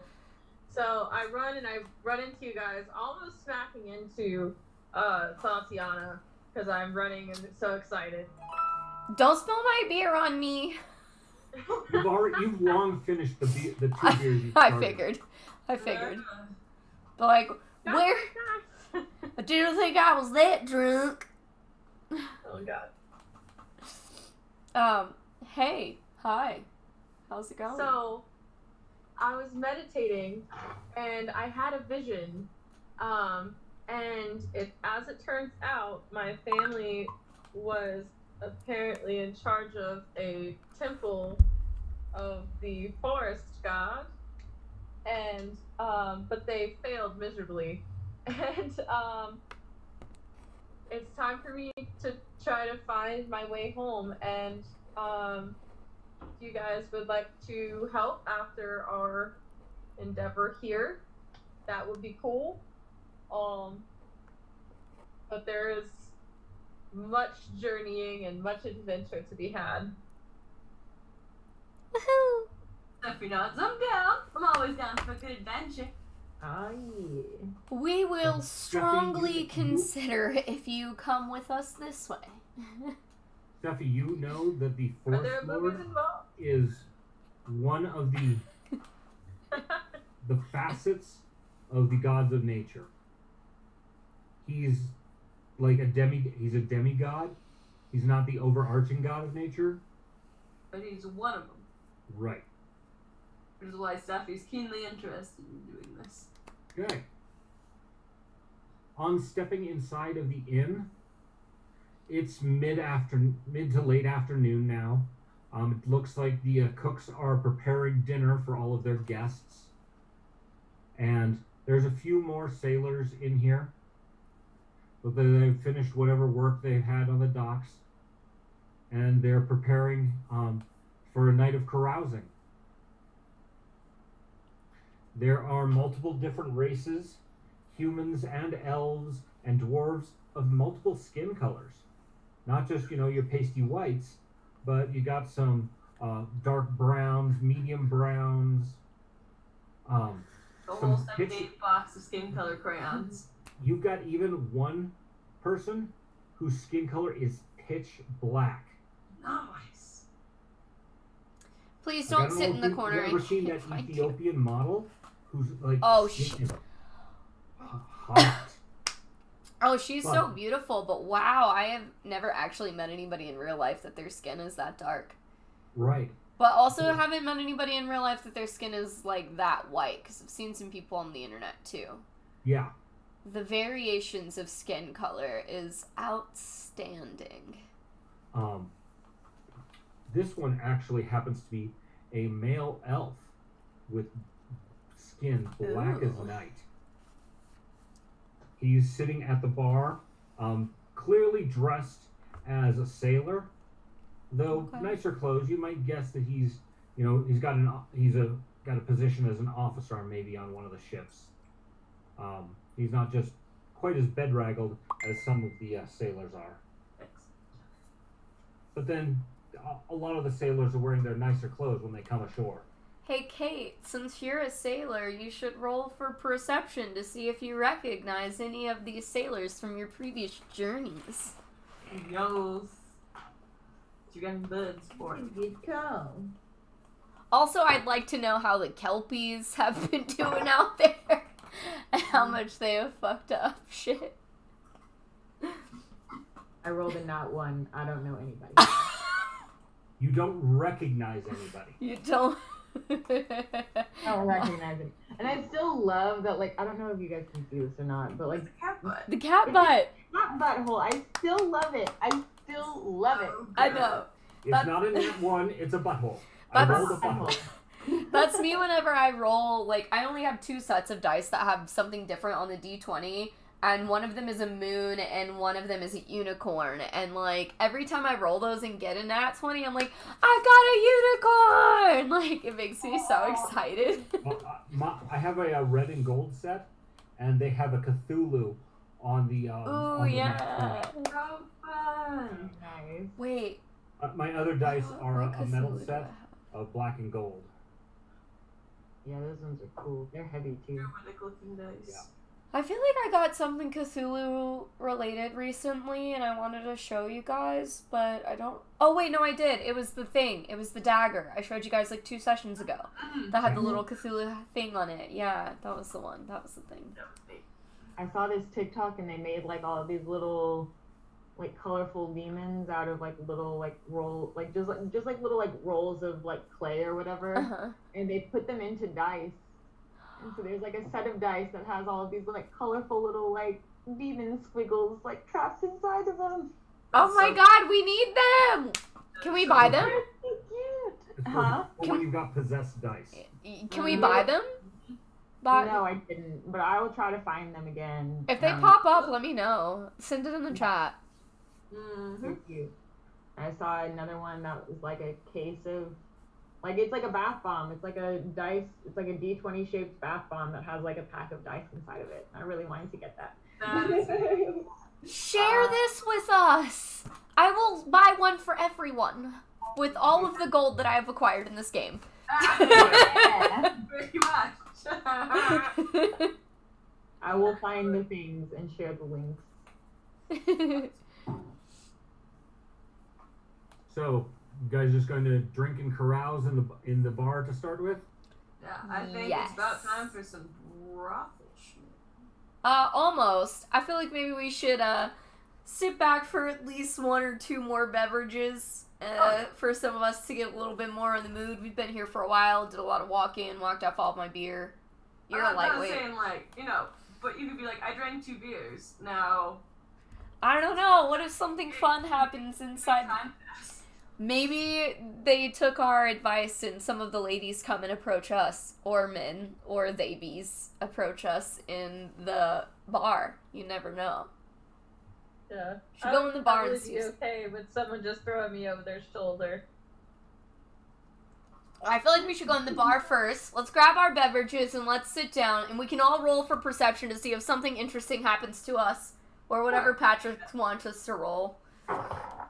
Well, we'll start with perception. All right. For you to, because you're going to sit there and you're going to people watch while you have your first beer. Yes. I got a 19. Follow up that butthole. Well, the most interesting people that you see up in the rafters, there is some kind of ape person who's just sitting on a crossbeam up in the rafters, drinking his beer. Every now and then, he'll fall over backwards off of his perch, hook his toes in, and swing back around and land back up on his perch. Oh, cool. You're not sure when or if he's going to fall off of it, but apparently there's a couple in the corner that's running a betting pool on how long it is before he falls out of the rafters. Incredible. I love it. Up there in the rafters with him is what looks to be an imp. You guys have met demonic imps before. Mm-hmm. And the imp is just sitting there with a small flask, taking sips, and just tossing rocks at the chimp. Ah! Imp versus chimp. Mm-hmm. The chimp manages to, bat away about half of them and gets beamed with the other half. It doesn't seem particularly perturbed by this. Yeah. There is a poker game going on at a round table over in the corner with what looks like about 50% townies and 50% sailors, and one person you're sure has got to be a professional gambler. He's just got that look. He's got that smooth charisma. Doc Holliday without all the coughing. Excellent. He's just talking people through the game. Looks like he's having a great time, and he's got a big old stack of chips in front of him. Very excellent. Over in the corner, you've got a musician playing, not very good. Probably one of the sailors from his clothes, and he's pulled out his small his squeeze box, little mini accordion, and he's playing, and some of the other sailors are singing a shanty. Kate fully understands it, even recognizes the shanty. For you, the rest of you, the terms make no fucking sense. They're singing all about the nautical life, and you guys' experience with the nautical life is, going on a cruise with Kate or Tulia. Yep. Very secondhand.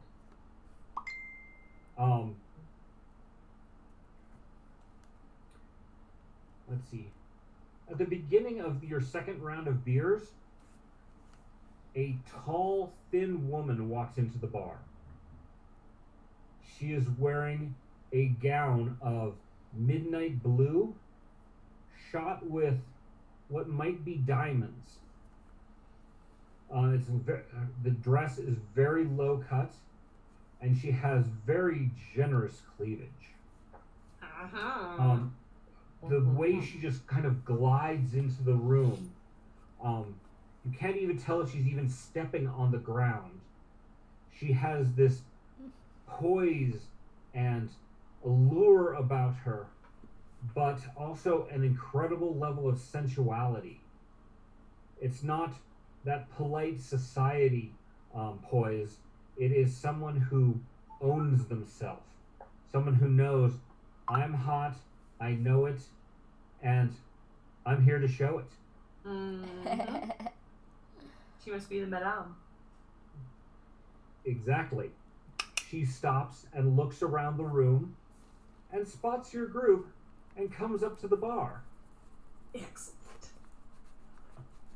Fabulous. My ladies, may I offer to buy you a round of drinks? Oh, darling, you're so kind, but no. We're interested in what else you have to offer besides beverages. Oh, most excellent. I heard that you were in here partaking of libations, and I wanted to come and make your acquaintance. And from my understanding, Darwin said that specifically that you had asked to have a proper establishment erected here on your island. And clearly, you are very much in line with the work that we do, and not going to snub your nose at it if it's clearly something you specified. From my understanding, you didn't even point out that they had to have a brewery, aside from the sad lack of mead, as I understand it. Well, that's quite all right. Everything is fixable. But if you would like come back to our house, we have a couple of bottles that we've had imported that we would very much like to share with you and discuss all of the wonderful things that this island has to offer. Well, ladies and thabies, I think it's about time that we meander back to this other establishment that has the mead that we so do desire, as well as many other things. I would very much like to see what it is that you are offering here. So, everybody roll perception. That's a poop. I am fucking slaughtered. Like, I'm so trashed, I got a 4 on the die, so I got a 23. I am already really drunk. I don't know what's going on. Die too. Okay, so clearly your dice understand your drunkenness. Even though you're drunk, your general perception is enough to realize that when the madame came in, a lot of people just stopped whatever they were doing. And there was much staring. Clearly, people were listening in on the conversation. And much staring, much drooling. Well, hopefully no one's following us this evening, because if they are, I am going to specifically ask for a private showing for the next few hours so that me and my friends can see what variety our island has acquired that we can have some fun time with without anybody else disturbing us. The madam is quite happy to facilitate this for you. Coming in, apparently there's 2 entrances. There's one that's clearly intended for the upper crust of their patrons. Often the ship's captains, or if any of the well-to-dos on your island. And then there's the door that's for the sailors. The sailors, they don't want to worry about getting the nice carpets dirty. So there's no nice carpets in that section. But the door that you're brought in through shows to a very nice parlor with some chairs, a very nice waiting area, and there is a young lady standing at attention, just waiting to greet guests. Apparently she's keeping an eye on both entryways. They're on either side of the hall. But on you guys' arrival, the mistress says, "Please clear the house. If there are any patrons in the house, give them a token for a free visit. The ladies of the island prefer to have the establishment to themselves.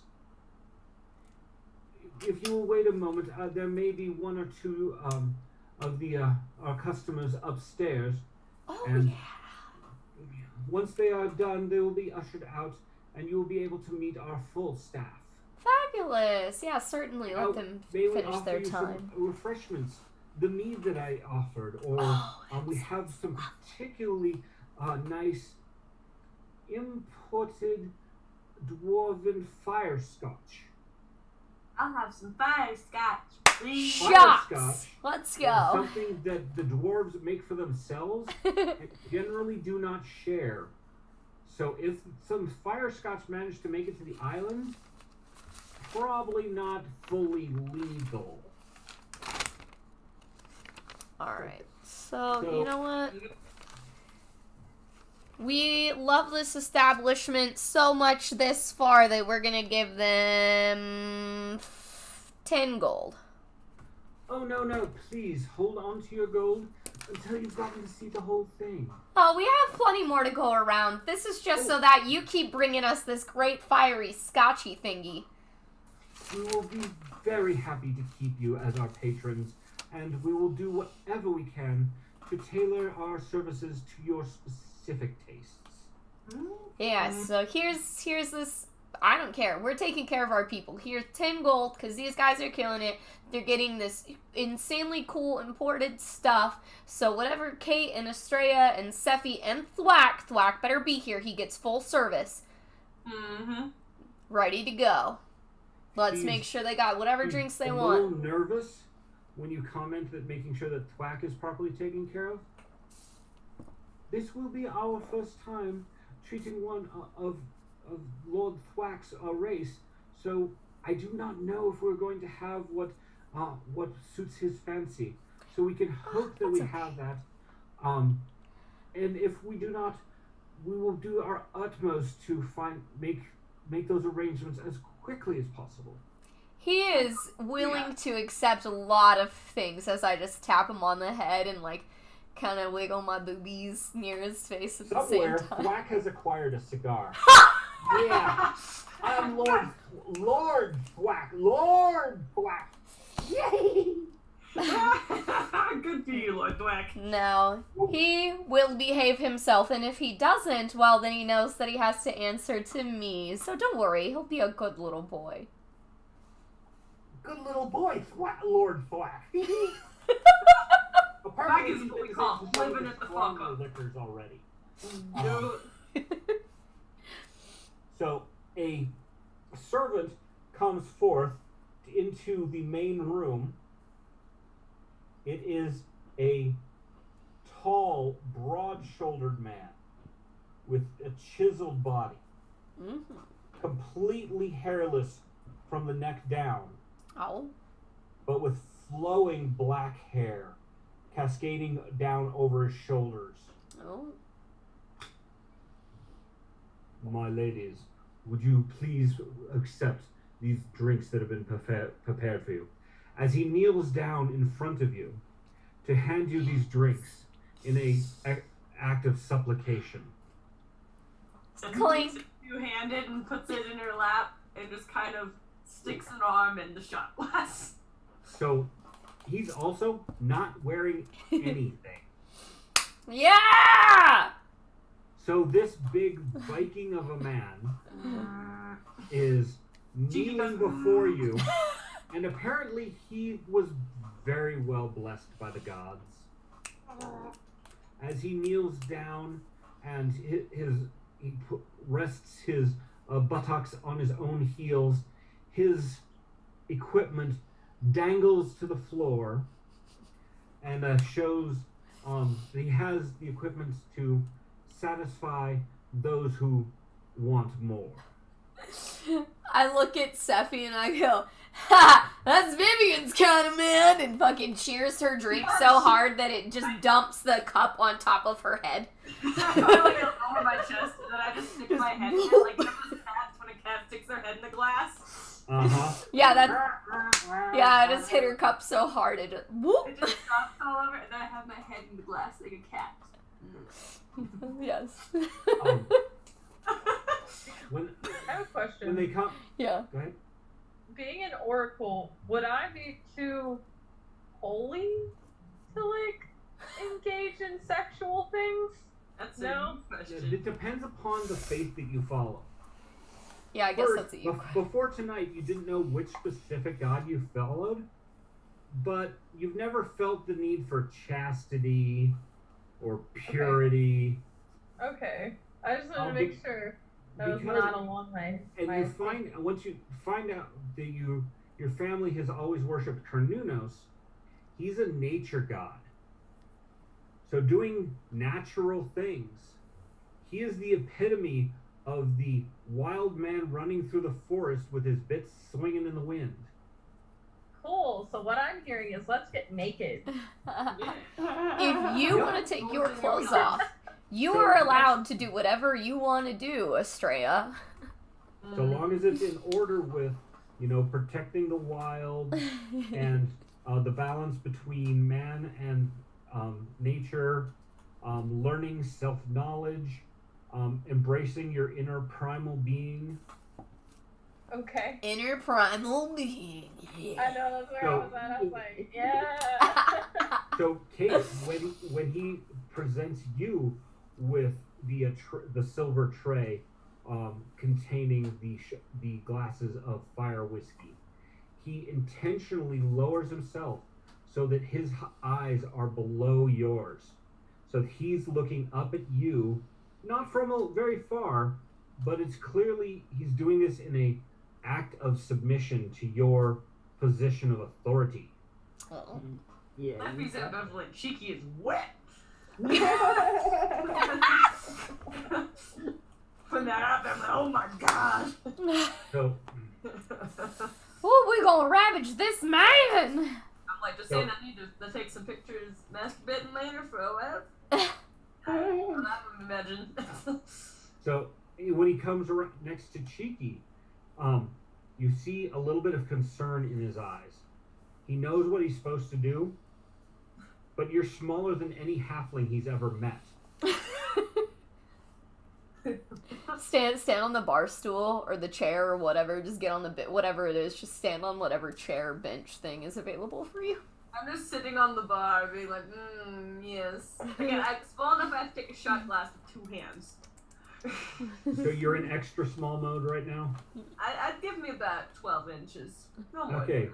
So that's what we've described. The smallest you can get is about 12 inches, and the biggest that you get is about a small halfling. Yeah. Unless you're doing shape-shifting, and then that's a whole other thing. Yeah, unless I'm literally not a Leshian. Right.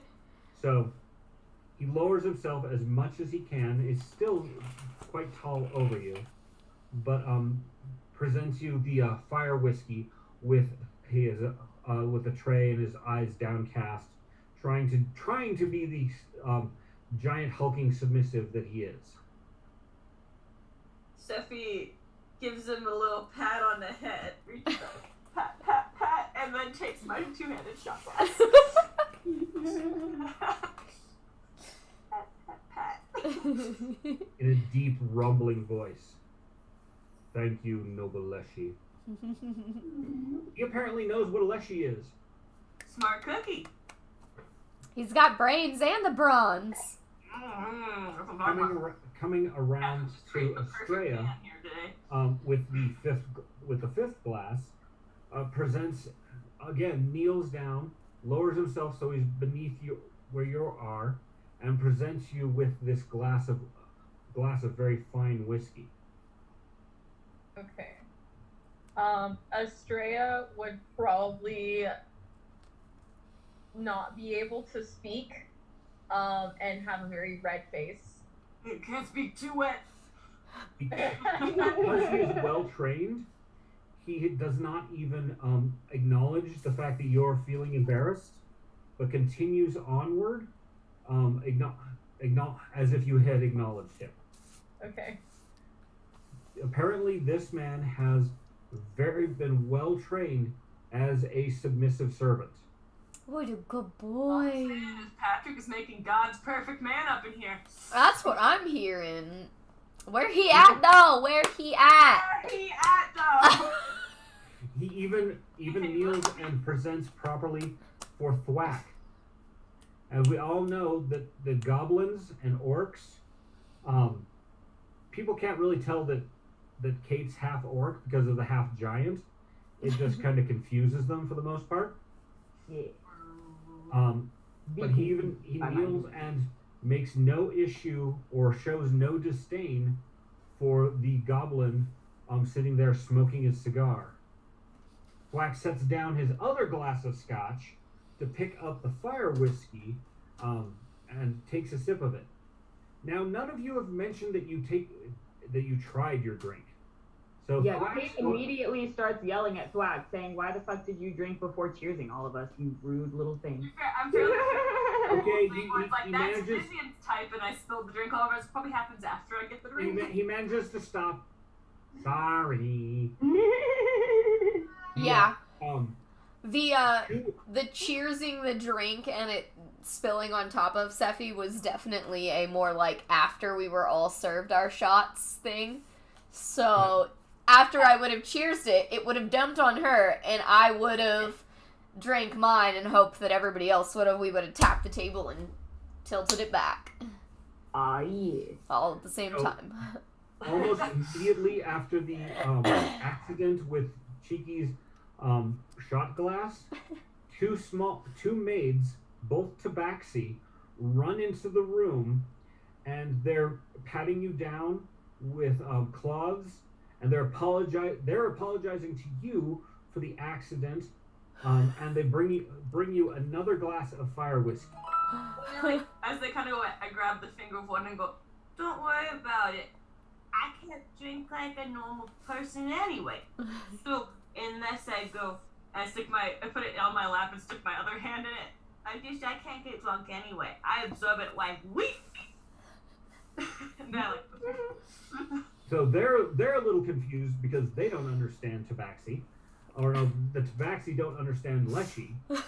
But so you all toast each other. Yes. And bring the shots to your mouth. Fortitude saving throws. All right. I totally got this.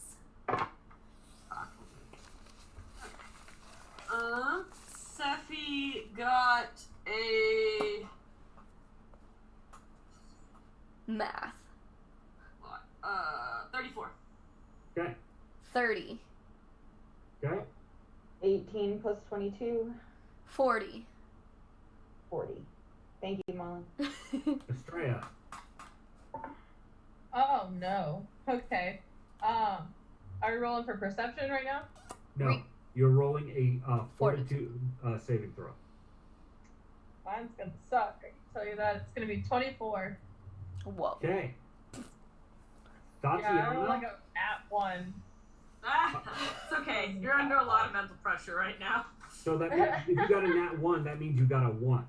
You don't get to add your bonus when you get a nat 1.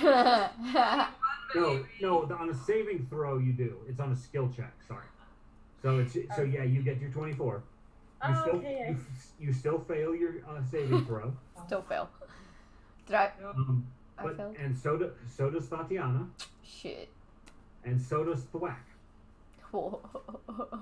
So you all fall over backwards into the chairs you're sitting because of the kick of this stuff. Nice. Which is not bad because when you do that, take a shot. Oh! You actually breathe out a small tongue of fire. Amazing. Christian, I love it. Which is where the dwarves, why it's called Dwarven Fire Whiskey, because they've actually put some fire magic into it. That's dope. Love it. And it's strong, but it's really smooth. It doesn't have that make you cough and choke kind of thing that some rough whiskeys can do. But it is a spicy whiskey. It is powerful, but it doesn't burn your throat. It doesn't make you choke the way some can. I just picture us in one of those little animes where all the members of the guild are sitting around the table and two people just fall backwards and literally spew fire out of their mouths and we all look around and then just start laughing at each other. So at this point, the madam claps her hands rather quietly, and a procession of people come into the room. Kate will help Tatiana off of the floor and get the chair back upright. So given your position, you guys are kind of in a semicircle on one side of the room, and the staff line up along the other side. Very good. The majority of the staff is female, although there is 3 male individuals, 1 individual of indeterminate gender. They could be either a very femmy boy or a slightly masked female, or might be a species that doesn't have a gender. Or has both genders. Yeah. Yeah. Hey, that could probably be because this person is wearing a brief wrap, like tie around skirt kind of thing. So you can't really tell. They have either, slightly larger pecs or a very small cup size. Very pretty facial features, very fine. Slightly curling mid-length golden hair. Very delicate hands. Wearing ornamentations in gold, with the wraparound skirt is in white with gold trim. Cute. Even a small gold necklace with a medallion of Callista. Hey. Oh, shit. So we got a real one up in here. Oh, Um, shit. From your experiences with Vivian, it doesn't look like a priest's holy symbol. Probably someone who simply just follows Callista. But it's still very very nicely made. Also, you're not sure if that's their natural skin tone or they've got some kind of body shimmer on, but almost every bit of exposed skin you can see has a slight golden glimmer to it. How beautiful. There's the huge submissive man standing at one end. He's not wearing a thing besides the iron shackles that are all around his wrists and neck and ankles. They're well polished and look well maintained, but definitely give the impression of someone who is a slave of some variety. Now, in the world there is actual slavery. There's also people who are just kinky fuckers. So which variety he is, you don't know. I would most certainly ask, especially with the background of my character, and I would ask for the madam. I don't think I remember her name, but I would I ask. had to give you one. That's Her fair. name is Lily. All right. Lily! No. Yes. Do you see anyone or anything that particularly interests you? Steffi might set the shot glass on the chair, wriggle down from it, and then walk over to the backsies. So there are a set of the tabaxis appear to be twins. They are petite, and they are basically take a tuxedo cat and turn it into a cat girl. Yeah, Steffi just kind of toddles over and then kind of falls up against one of their legs and hugs it. And rubs her face up and down. Alright, so Lily comes over. Yes, do you see anything that you particularly wish to partake of? Steffi swings open her body and grabs the other leg of the Actually, I other. was talking. This was Lily talking to Tiana. Oh. Well, Lily, that one right there, he's real big, real buff, looks great, but why is he in those chains? Ah, Luke, please step forward and explain your accoutrement. He steps forward and looks around. Noble ladies, I wear these shackles and this collar by my choice. Years ago, I was captured as a slave and fought my way free. I have killed men with these hands for that freedom. But then I found where I can choose my own destiny and choose to serve on my knees at my own will. This is why I wear these. For me, these bracelets are a place of strength. They are a reminder that I am strong enough to stop anyone who would force me and strong enough to kneel before anyone I choose. And then he steps back into line. Well, God. Estrella, that's your cue. If you're gonna fuck that guy, you should take him now. That's perfect, man. I would love to do that. Big and strong man, if you would just throw me over your shoulder and do what That one right there, she doesn't talk real loud. She doesn't know how. Just pick her up and just take her away. Just Take her away. we'll see you guys later. So Bye. Luke walks over and reaches down and offers Estrella his hands because she's sitting in a chair. Okay. You gonna take his hand?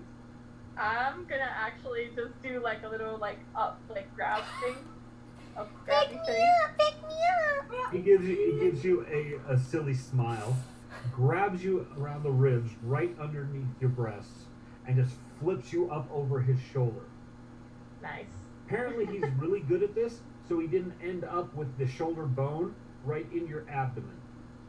He managed to just land you just right, and you're straddling across his shoulder in a fireman's carry.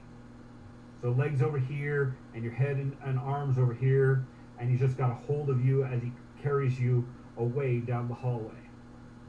Nice. The other male-presenting individual is actually a dwarf. He's a little tall for the average dwarf. Thick beard, strong muscles, but short and stocky. Not an ounce of fat on him either. There's the Tabaxi twins that Sephi has glomped onto their legs. And they actually bend down and they start cooing over Sephi. Oh, And they're how so cute and adorable you are. Oh. So visualize the backwards of, some 25-year-old girl who's just found themselves a kitten, picking it up and petting it and telling it how precious and adorable, except now it's the kitten who's picked up the leaf plant.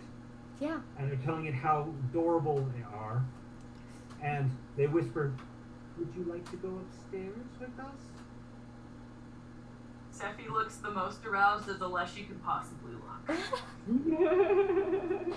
Your leaves and twigs are becoming stiff. Mm-hmm. Stiff, erect leaves and twigs. Your stamen is firm. Exactly. There are two elven girls. One has the coloration of the northern forest elves. So much more of a tan skin, darker hair color, not as pointy of ears. But the other one is fair skinned and golden haired. Usually elves are not highly endowed, so you might guesstimate that this one's had some magical enhancements done to present the way they are. Let's see. How many was that?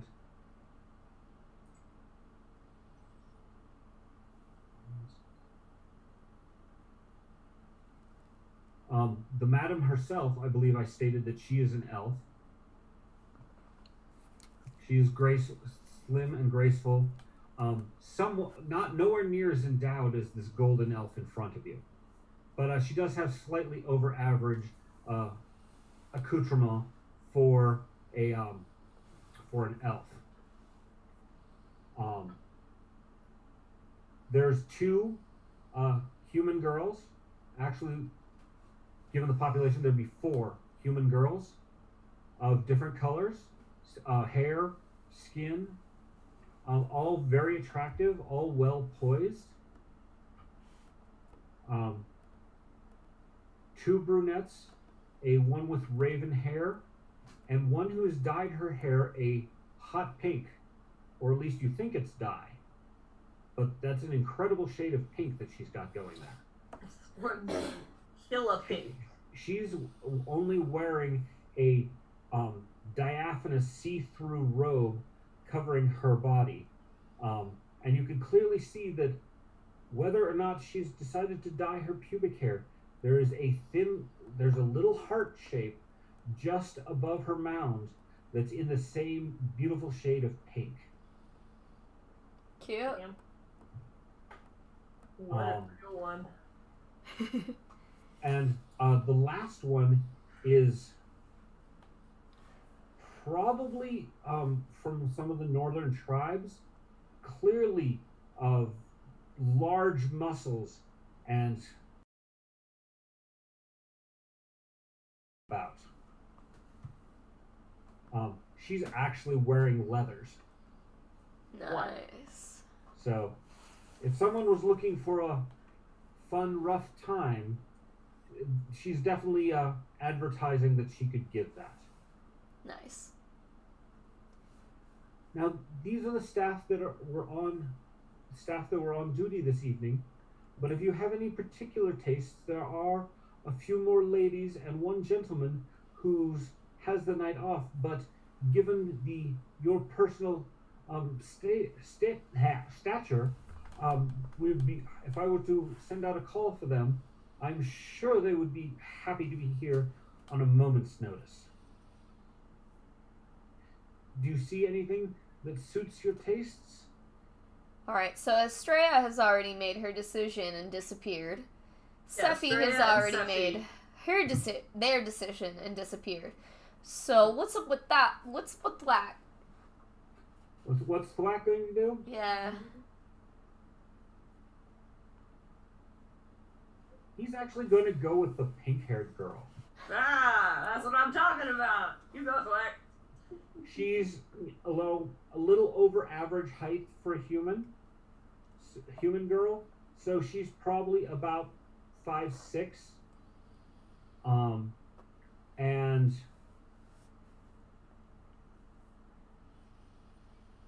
he walks up to her with a cigar in hand. Do you mind if I continue smoking? This is a really good cigar.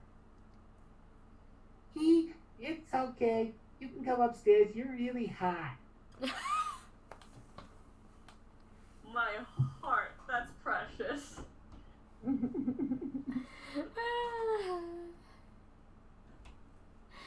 Thwack taps the ash off of his cigar, and it looks like the cherry may have fallen off with that. So to try and be impressive, he just does a little fire spell, lights the tip of his thumb on fire to get his cigar going again. Clearly, you've rarely seen Thwack get drunk. Most of the time, you guys, just don't have that opportunity to just really kick back. Yeah. So he's kind of living it up right now. Good for him. As he should. So Kate kind of taps Tatiana and says, "Take who you want. The rest are coming with me." Ah, got him. That's what I'm talking about. Damn, bitch!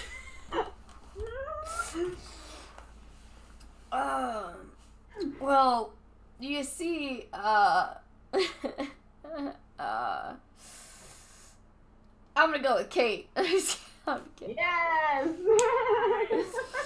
And then Kate and I. argue with the entire rest of the brothel. Kate and I are just gonna go test the waters of each of these people left, and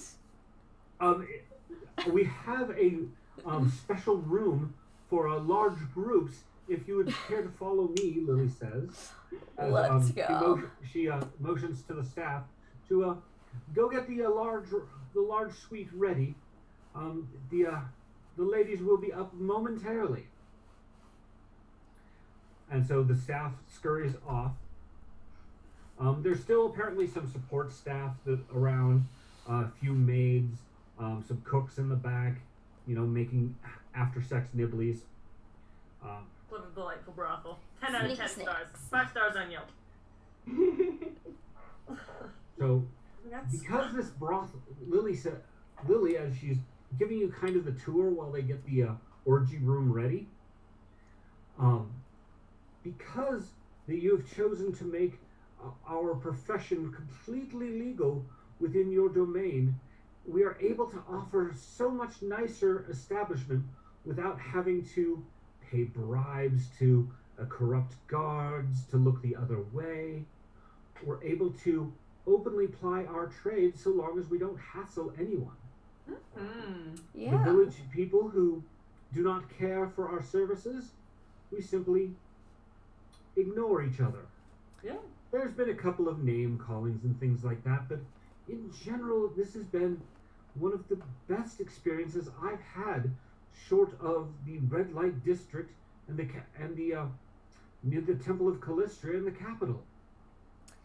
Well, Lily, we are so grateful to have you and everything you've provided. I do want to ask, has security been good to you? Yes, we've had very few problems. Drunken sailors being drunken sailors, but usually before they come back here from the inn, the owners of the inn will make sure they've had some more water and be ready for either to just pass out in a bed or going to behave properly. We've had a few incidents where they were a little rougher than was negotiated, and they've paid the price. Oh, good. Whether it was financially or physically, I don't care. Just make sure that you're it was also... both. Oh, fabulous. Even better. better. Our agreement with the mayor is that if anyone lays hands on one of my girls in an untoward way, that they have the right to defend themselves or call for aid and any which way that they feel. The mayor asked that we not kill people if we don't have to. Oh, of course not. I think that's And fair. of course, then anyone who does that owes us quadruple. Oh, perfect. So I think you're running a fine establishment, and I'm in full support. I'm looking No forward to the complaints next on your management ability, ma'am. 12 hours with your creatures. most excellent. We do have a couple of concoctions from the alchemists who they swear that they are safe. They will help with stamina and keeping you from falling asleep in the middle of things. Most people aren't willing to throw the extra coin for it, but knowing your reputation for largesse and the exploits that we've heard, clearly you're going to be able to pay for anything, any services that you wish.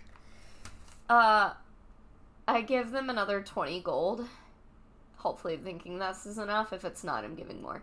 I'm giving another 20 gold saying, great, take care of me and Kate and our friends in the other room and give them all of the ecstasy and LSD in the medieval terms that I can specify.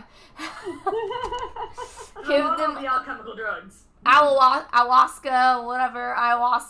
fucking whatever, psychedelic plants, ecstasy plants, whatever Right. kind of cool plants that we can get that are not cocaine. We don't want cocaine. We want the ecstasy or the LSD, the ayahuasca, peyote kind of experience. Are you looking strictly for performance enhancements, or some hallucinogenic psychedelics as well? Yeah, we don't really need the physical. I mean, both is great, but the physical enhancement's only in like the touching of the skin. But the mental thingy is the better. Yes. We want to go that route. We have just the thing. I will send a runner over to the Alchemists Guild, and we'll have something brought over for you fresh. Fabulous. Let's get it. So, we will start with Estrella, for Estrella picked out their partner first. So, Ready. on your way up the stairs, Luke, the big brawny man with you over his shoulders. Mm-hmm. Just to be clear, mistress, You wish me to take complete control of this? Well, we'll see what happens. Then I will lead until you say otherwise. Cool. But if you just simply say no or stop, that's not a safe word. Okay. What is the safe word? Our safe word for tonight will be banana. But For we have no banana today.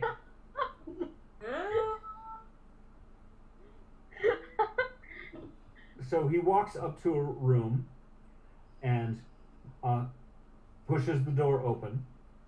The room it's not a complete BDSM playroom. You can see there are places for restraint and some amount of light slappy toys that can be used.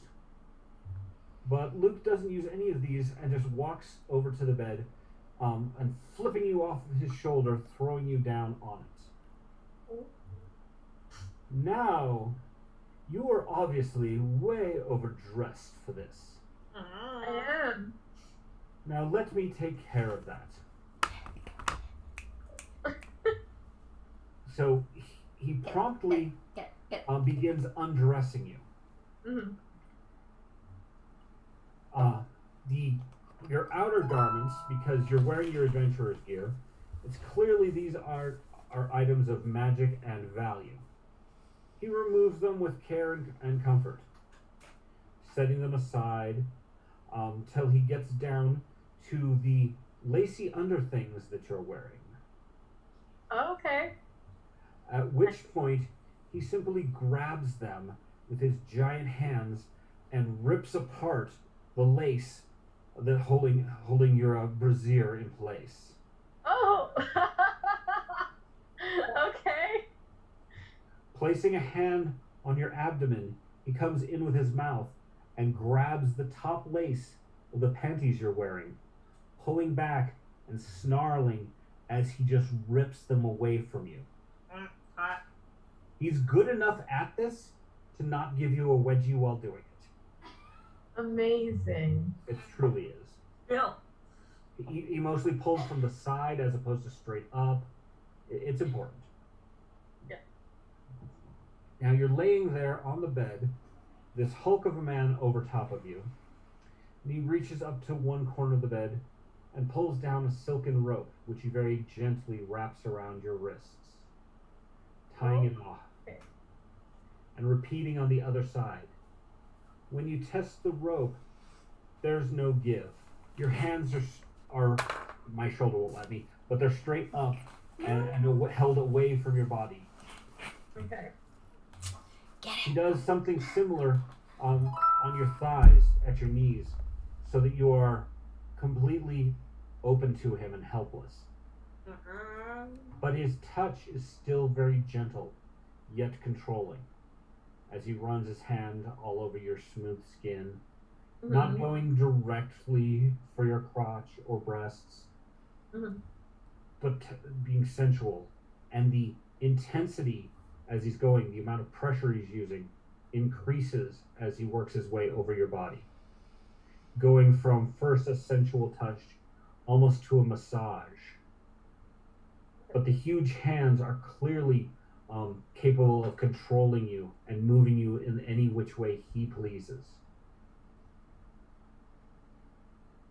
He even dangles his long black hair over your face and uses them as a sensation toy to drag across your torso as he works his way in an S pattern down your torso, lowering his head all as he goes, till you can feel his breath just below your belly button. Continuing downward, and decides to start worshiping the inside of your thighs. Amazing. Kisses and nibbles on each thigh as he's slowly avoiding the hot juicy center. He even goes to find where your other erotic points are, checking to see if behind the knee, or via giving you a small foot massage to see how you respond, looking to find what points get you to respond besides just the usual. Eventually he does work his way back to your hot juicy center and gives it the lavish attention that it so richly deserves. Okay. Are you So blushing? me? Yeah. Yeah. Okay. Perfect. I'm definitely warm. Okay. So Continues to work you, and first you hear him mumbling something. mhm. Your knowledge of magic is he's actually casting a spell, Oh. and suddenly his tongue is a bit longer than it should be. Woof. What? Amazing. He is That's able to crazy. touch places inside of you others generally can't find because they're lousy at it. Take note, internet.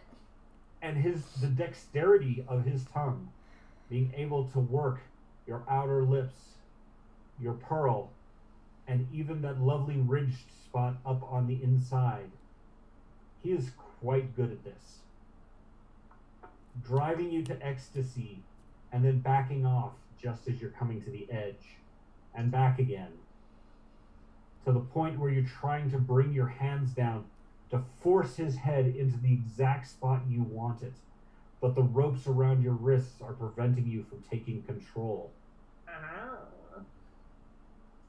Eventually he decides to use some of those large fingers of his and engage with you with a much more full penetration than just his tongue alone. This time when he works you up to the point of no return, there truly is no return.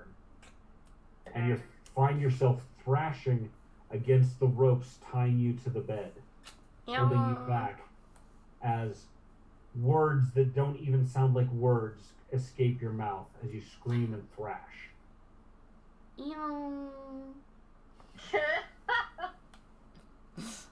Yeah, that's what I said. He As keeps I'm screaming going, and thrashing. working you through one peak to the next until you black out. No, I know what you sound like, and that's So, not it. black out. Uh-huh. Christ. Whiling out. Okay. Yeehaw! Jeffy, you are the next one to pick your partner. Seppi and two tabaxis, let's go! God. Okay. So Get it. the tabaxi take you up to apparently they have two rooms next to each other with a small door, and there's a quick discussion of your room or mine. And so they go into the room. It is nicely appointed, soft pink colors. There's a nice, looks like a knitted comforter on the bed. It just looks cozy. Looking through the other room, the door into the other room, the adjoining room, that room is a bit more straight up slutty. Nice. So they were just like, do we take her into the slut room, or do we take them into the cozy cuddly room? They opted for the cozy cuddly, Reasonable. and they carry you over to the bed and they start cuddling you. Now, mistress, I please don't take it wrong if I'm wrong, but my understanding of Leshy is that you're not sexually compatible with most humanoids. So please tell us how we can give you pleasure. I'm not quite sure myself. I've never been in this situation before. Well, do you like it when we cuddle you and stroke your leaves and you have more flowers than you did before? I might have a groin flower, like a hibiscus-looking critter. Okay. So there's much touching, kissing, stroking, and as a surprise to even you, your groin flower actually develops a thick, firm, stiff stamen. Nice. So you have some amount of an erection? Yeah, as much as one plant can get. Right. So, and when the tabaxi, when they touch it gently, you find it to be pleasurable. So,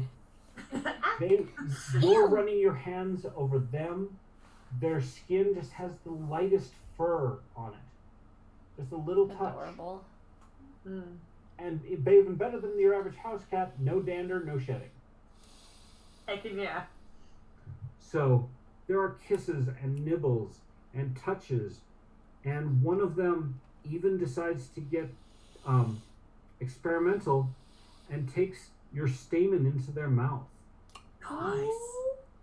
So they clearly are experienced at fellatio, but they don't make the assumption that all of those same things work with your stamen. So they continue to work at it very gently and looking at you for confirmation that you're having, that it's enjoyable. They're really being experimental because they don't know what to do. Yeah, I think Stephanie would just have a lot of giggly moans. So eventually, with enough stimulation, your stamen, which is covered in little pockets of Pollen. thank you. Nice. Pockets of pollen, those pockets just kind of rupture. A mammal orgasms, goes out, shoots come out of the end. Yeah. You shoot pollen come in every direction. Heck yeah. The tabaxi who is going down on you actually starts sneezing from the pollen in their nose. But then they get this dazed and confused look on their face. And they just lay down next to you and just start giggling. Ah, yes. Laughing gas. Let's go. And the other tabaxi's like, that was incredible. But you don't have any more pollen left? So they're now inspecting your leafy goodness, checking to see if there's anything else to find. When behind the orchid flower, they find what very well may be a receptacle for a stamen. It looks like your particular variety of leshy isn't gender neutral, but hermaphroditic. Yes. Yeah. You can play both parts in the game. With the right positioning, maybe both parts at the same time. Dun, dun, dun, dun. The ultimate. So they work to stimulate this pitcher plant-like orifice that you have, and find it definitely moist and receptive. Clearly, there must be liquid about to catch all of that pollen before it floats away.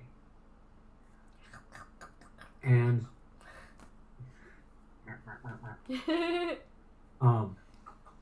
and she stimulates you that way, bringing you to another orgasm that must be what those monkey people are constantly talking about. I know. I see why the monkey people like this so much. It's real fun. And so you're bringing you to another orgasm. Also, the second tabaxi seems to get some kind of high off of their oral contact with you. And once again, they're just happy, floaty space, curled up with you, and just touching and caressing, I might with like get kisses on top and of them nibbles. and snuggle into them while I'm getting, for lack of a better word, fingered from the back. You're a cute little weed plant. That's why my arms have to like. And then there's Kate and Tatiana. Yee. Get The it, first get it, room get that you're led into has a Roman-esque bathing pool in it. Fuck yeah. Clearly, Put that this is- goldfish in there. you throw the clothes every which way, and some of the girls come in and bathe you, working out any knots or tangles in your hair, rubbing down every inch of your skin to have you completely clean. They are efficient, but they're not rushing. It is very sensual, but not actively sexual. When they touch your breasts, they make sure that you're nice and clean and you get some sensation from it, but it's not, they're not there to grope. Though there is one moment where one of them just lingers a little bit extra long on one of your butt cheeks, Tatiana. Just like, before regaining themselves and moving on. Kate is worked over by first is one of the golden elf and the androgynous individual. But given Kate's size, they even bring in another person to help with scrubbing of the back, and there's It's a enough multiple surface person area job. that you can have that kind of attention. They pull out Kate's braids gently and release her hair. And if Tatiana, for the first time you ever get to see Kate without her hair up in braids, her hair goes almost to her ass. Nice. And on Kate, Wow. that's a long way. Several feet of hair. My, what beautiful hair you have. The light green color of Kate's skin is consistent and smooth as it travels down her body. I mean, you guys have been around each other, but never really gotten to take time to bathe together. What color hair does Kate have? I have long black hair. Okay. Long black hair that have been in a collection of braids that keep out of her way when she's fighting. And now with it down, there's so much of it. They spend specific time washing both Kate and Tatiana's hair, working their fingers down to the scalp and that lovely massage that comes with somebody else taking care of your hair. Right. Clearly they're experts at this because, you've been out adventuring, and when was the last time you really got a chance to have your hair properly combed out? They're Spent too bathed long. and put with not large amounts, but beautiful perfumes. And then you're brought fluffy towels, and they all do the drying off for you, again, rubbing their hands all over every inch of you to make sure that you are padded dry everywhere, before bringing you into the next room. In the next room is the remaining staff that was there, and a couple people you hadn't seen before. Okay. There is another elf girl who has completely black skin. Oh. So you've heard about the dark elves. You even dealt with a dark elf banshee in the Black Mountain. Mm-hmm. This woman clearly has left that behind and now is using her charms to make her way in the world. She has long, flowing arms and beautiful curves.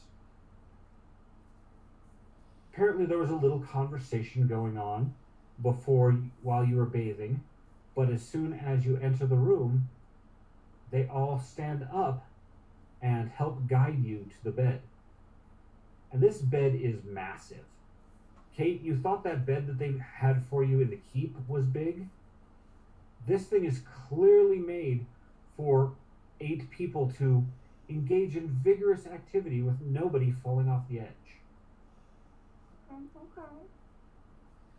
The 2 of you are placed in the middle of the bed, and all of the people begin touching and caressing you, finding out what interests each of you, what way you like to be touched, how you want to be caressed, whether you want it soft or gentle or rough. They spend their time getting to know your responses with kisses and nibbles and bites. They all have removed their clothes and presented themselves to climb into the bed with you. Motion detected at the front door. I predominantly just prop myself up on the pillows, making sure that someone keeps my cup full at all times. And every now and then I might be like, okay, your turn. And then otherwise we'll be like, you and you, do it. And make them have sex with each other instead. So, I'm not really interested in all this sexual stuff. I'm just interested in seeing what they have available here. And I'm just enjoying the show. I'm not actually interested in participating. I'm just interested in watching. Yeah. Just be a little orgy queen in the background, watching, partying alongside, but not actually participating. So they have a maid who comes in and is very attentive to make sure that there is a pitcher of wine and your glass is continually filled. A little bit of nibblies for anybody who needs something. Largely because you're directing who you want to engage with each other. About half of the staff is focusing their attentions on Kate. Great. I'm peeking at that. There's a lot to focus on. Mm-hmm. And I'm just like, y'all fuck her, fuck each other. Hey, baby. Hello. What's that? Valentine's Day present came in. Oh, It is the best. bye, Oh, it's so cute. So this is there's my hand for comparison. So it's Elita. a tiny little squishy. But that's my Valentine's present from Vance, and it finally came in. It was delayed, but it's like microfiber and super soft, and I love it. Aw, lovely. he did a good job. Super cute. I think that's stuck in the mail. Thank you, sir. Mwah. Oh. So we're in the No. brothel. Oh, well, why am I not surprised by that? Estrella got the large hulking man to carry her off to a room and have his way with her. Who's Estrella? Which one is Estrella Brielle's is Brielle. character. Got it. Sephi just found out that they're a hermaphroditic plant, and so both has a stamen and a pitcher plant-like receptacle for a stamen. Nice. The 2 tabaxi that she is crawled in bed with have both gotten high off of her emissions. Oh, gods. We're having a ball over here. And Tatiana and Kate are basically been taken to the orgy room, bathed, and Tatiana's doing cruise directing. You get in this position, and the other half of the staff that's left, because they basically had the entire brothel cleared for their use. Mm-hmm. And so Kate is getting loved on from every which angle. Nice. One of the most surprising things is when the golden boy, who's wearing the hip wrap, takes it off, he too is a hermaphroditic individual. Fuck yeah. So he's not hung large, but he definitely has working equipment of both varieties. And they all take turn worshiping your breasts, running their hands all over your skin, providing you with oral pleasure. Even the dwarven man, he's surprisingly not hairy in his groin. He is very well manscaped. Nice. And he's got an even bigger dick than Luke. No. This dick is disproportionate. When aroused, this guy, being a dwarf, that thing probably does hang to his knees. Well, if it hung, but it's sticking straight up. And it's long, but the biggest thing is it's thick. And Pow, pow, pow.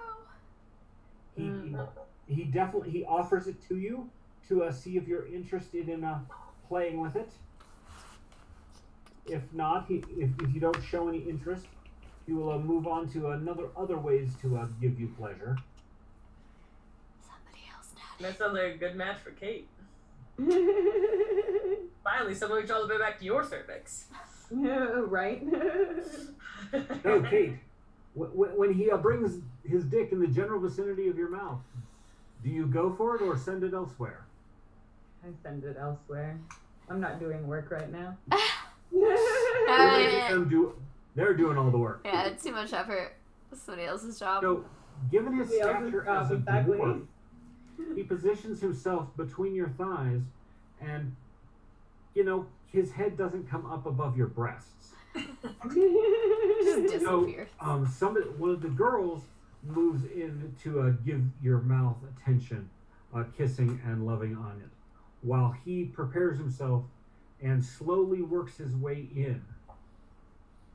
Now, you've not been around any giants, so the few sexual encounters you've had, the men who are, actually willing to engage in someone bigger and stronger than them, have been, kind of okay.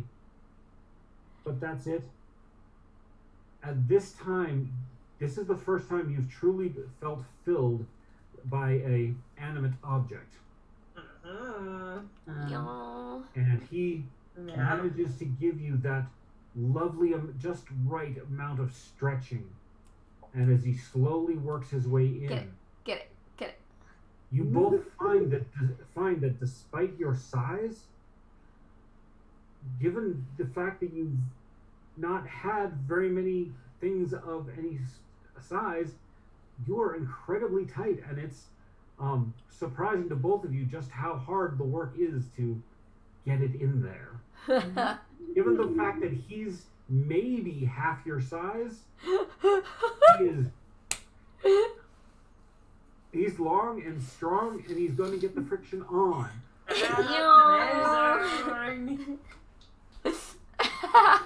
Eventually, Long and strong and gonna get the friction on. thank you, Sir Mix-a-Lot. Baby got back. Mm-hmm.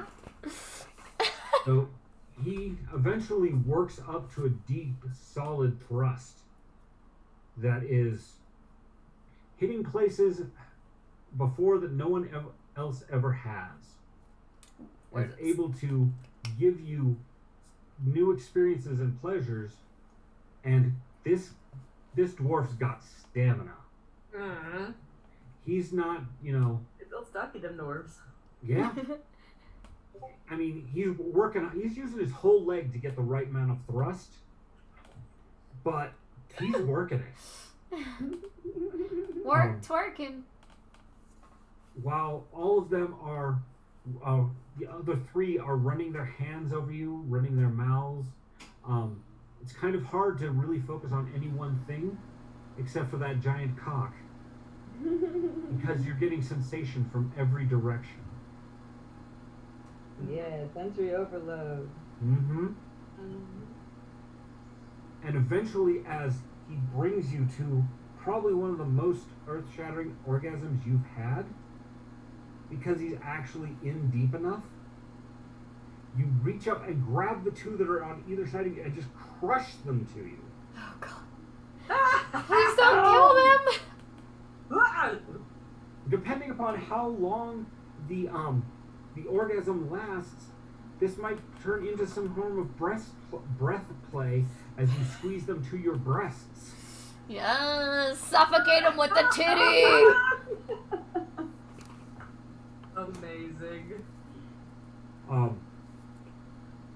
The golden boy has actually worked his way to straddling your abdomen and is stroking his cock as he just watches the ecstasy on your face. What? He is incredibly turned on by watching you. This small, diminutive, non-binary individual right now is playing with himself, herself, itself, theirself, Themself? themself, because Oh, both? they've Was it rarely only gotten above? to see someone in the throes of ecstasy as deep as you are, having that that entire new experience.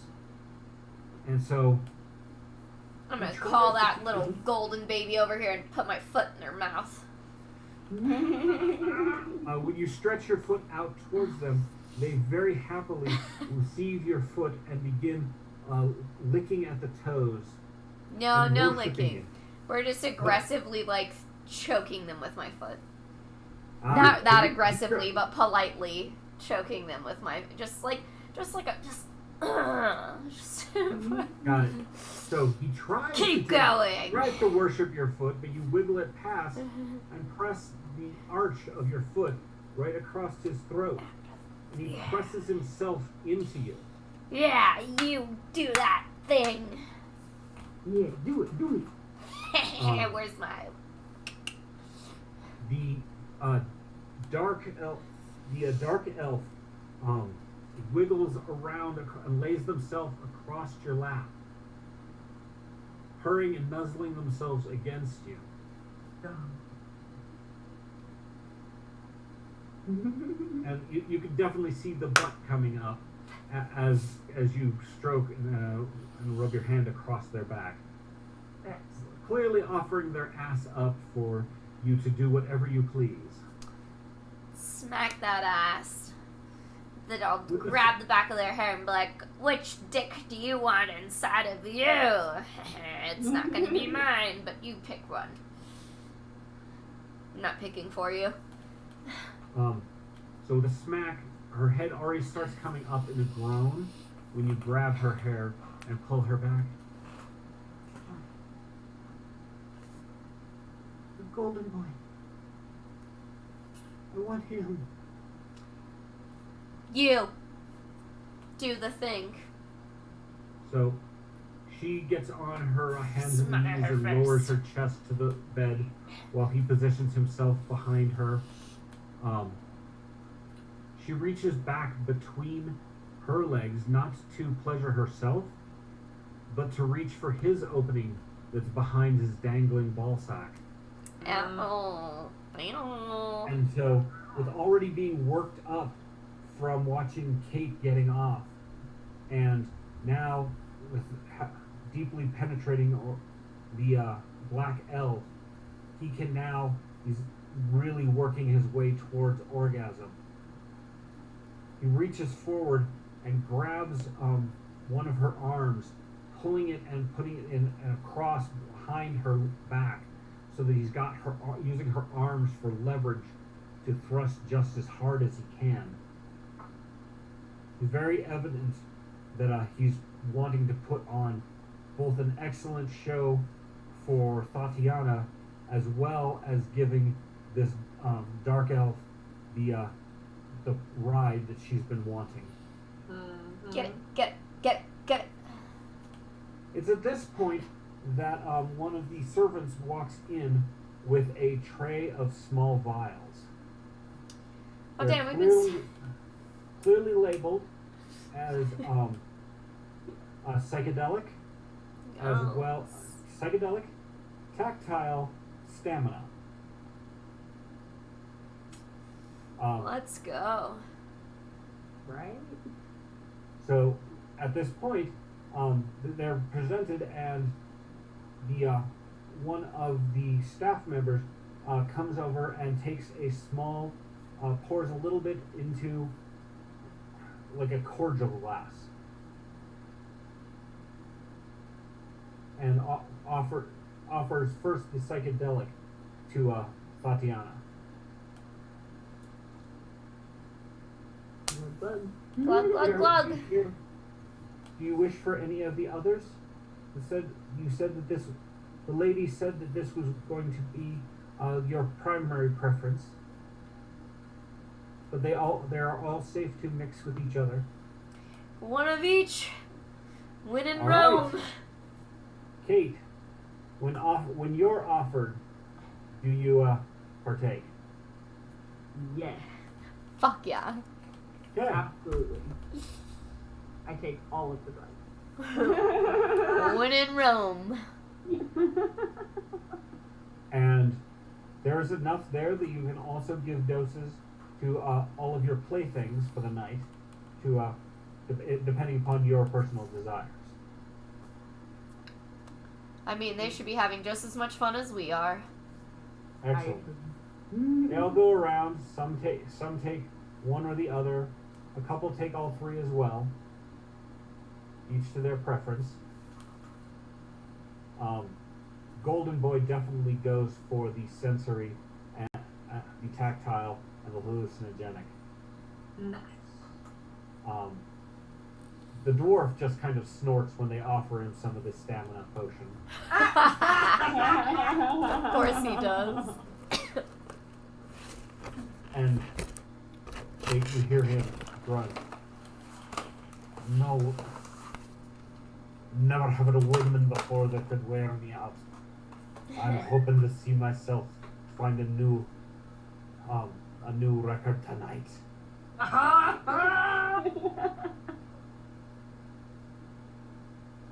Sephi, a servant also comes into your room bearing a tray of all of the party favors that Tatiana ordered up for you. Is there like a bathtub in either of the rooms? If you ask the girls, they are more than happy to provide one. Perfect. I'm gonna have them pour the potions on me in the bathtub, and I'm just gonna absorb them up. They're a little confused because they've never seen anyone do this before, but they take you into the bathroom, and it is clearly a bathtub that could fit 3, or actually could fit 2. You count as like a 0.2. So they pour it in.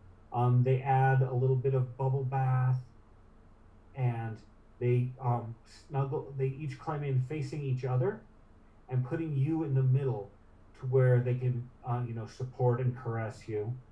Sephi would prefer perfumed oils over bubble bath. Bubble bath would probably make a plant sick. As they're reaching for that, you point that out, and they're like, "Oh, very good." And they give you 2 different scents to try. One is rose and one is lavender. But there are also some different underlying notes in each one. Sephi will take the rose. They pour in a generous dollop of the rose, and even as you slide in, you can feel a tingle from the alchemical substances in the water as it touches your skin.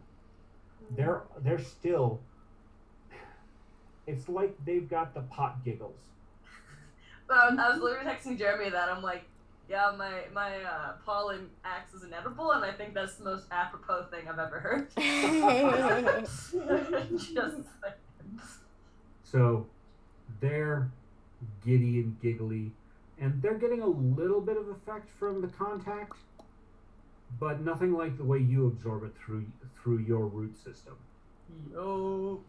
And so, Balls to the walls. it's a little different because of you've got that sensory feelings, and every touch is amplified. And then there's the psychedelic, which is making the pretty pastel colors in this bathroom. They're starting to move and shift. And it is just a pretty visual effect. You know, you have that moment where you try to focus really hard, and the thing you're focusing on, it doesn't move, but something in the corner of your eyes does, and you look over at that, and then this thing over here moves again. It's clearly, you know, it's not heavy and completely impairing, but definitely allows you to get out of your head. Nice. Estrella, you're still. Are you present? Estrella? I'm gonna You're assume muted. so. You're muted if you're present. Sorry, I was on the way. I'm here. So, also, you're still tied to the bed when you black out. It probably's, you know, only been 10 seconds, 30 seconds that you just were off in La La Land after the oral ministrations of Luke. Okay. The thing that brings you back to consciousness, you find that Luke, you're still tied in the position you were, but Luke is kind of wrapped around you. He's so tall that his head is up above you, and his arm is wrapped around you, and his thighs are holding you as well. So while So are we cuddling? he's cuddling you while you're having your blissed out moment. Ah, okay. A servant walks into the room, again carrying a silver tray with 3 small vials, and informs you that Lady Tatiana has acquired these alchemical substances for you if you wish to partake, and gives a short explanation of the psychedelic, the tactile sensory drug, as well as the stamina enhancer. I would like to do the tactile sensory drug, and I would like to be released from my bonds and maybe perform sex magic, if that is possible. Okay. So, when you say that, Luke very diligently unties your hands first, before moving to the ropes on your legs. And he pours and presents you with the tactile alchemical substance in a small little cordial glass. It is a shimmery purple liquid. Okay.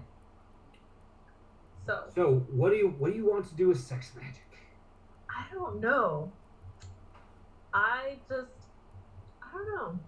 What do I do with sex magic? Usually, it's like a siphoning of people's energies. So. For me personally. Okay, so I'll go into story mode. And using that primal energy to enforce that, if you will. So after that, it takes only a few moments for the alchemical substance to kick in, and you can feel everything so much more directly. The slickness of the satin bedspread that you've been laid down upon, the strength, mild roughness of Luke's hands as they glide over your skin. Everything just keeps pulling your focus in every which direction, every new sensation.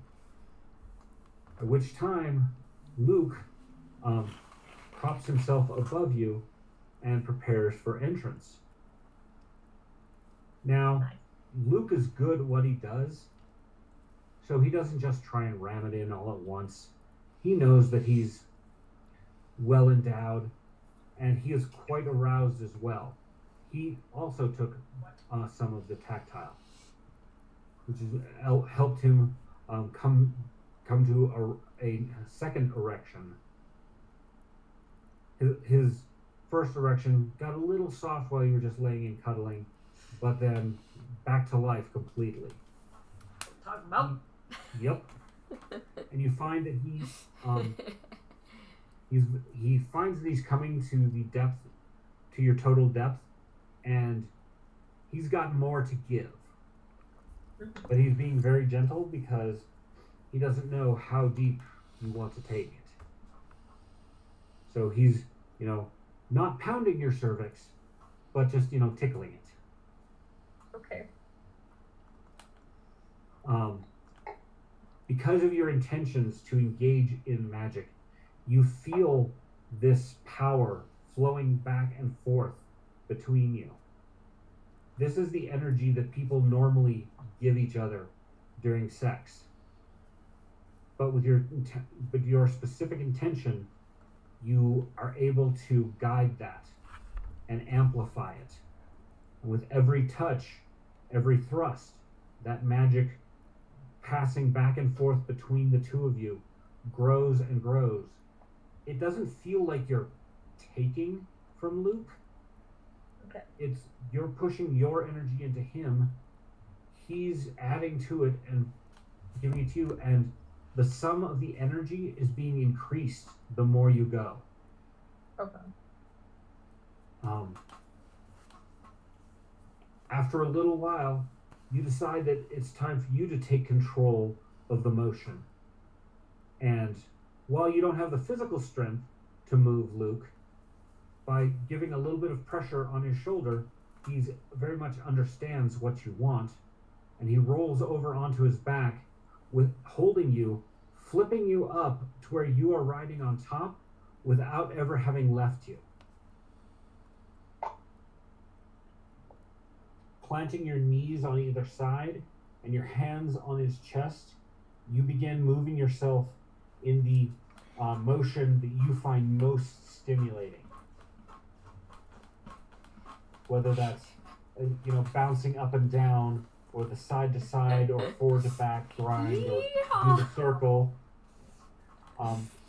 You move your way through all of that, but with everything, you feel the energy flowing back and forth between you, both where you're connected with each other and wherever you're roaming your hands over his body.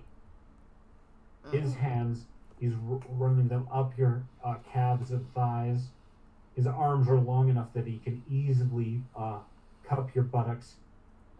So whenever you're deciding for a up and down motion, he adds the energy to go up, and you have the control of how far down you're going. The more and more aroused you get, the more aroused he is, the more you find you're able to take more of this stallion. Fucking should have gave her a centaur. Next time. Yes, this is a euphemistic stallion, Yeah. as opposed to the actual stallion. Don't worry, that's so far the only complaint I have is we don't have a centaur here. We're gonna have to acquire one of those. Unless he just happens to have the night off. For them to be happy with. You can feel the mutual orgasm coming as the energy is passing back and forth you, and it's becoming more turbulent, more violent in the flow of the energy. It's not quick and smooth, or slow back and forth. It's a deep thrust of energy. It's hard and fast, and you know that it's going to explode out of you at some point. And you need to decide on what the outlet is. Whether you're simply going to release it to the universe, or you're going to use it to cast a spell. You know whatever you're going to do is going to be much more powerful because of this ritualized sex magic you're engaging in. Ritual sex magic.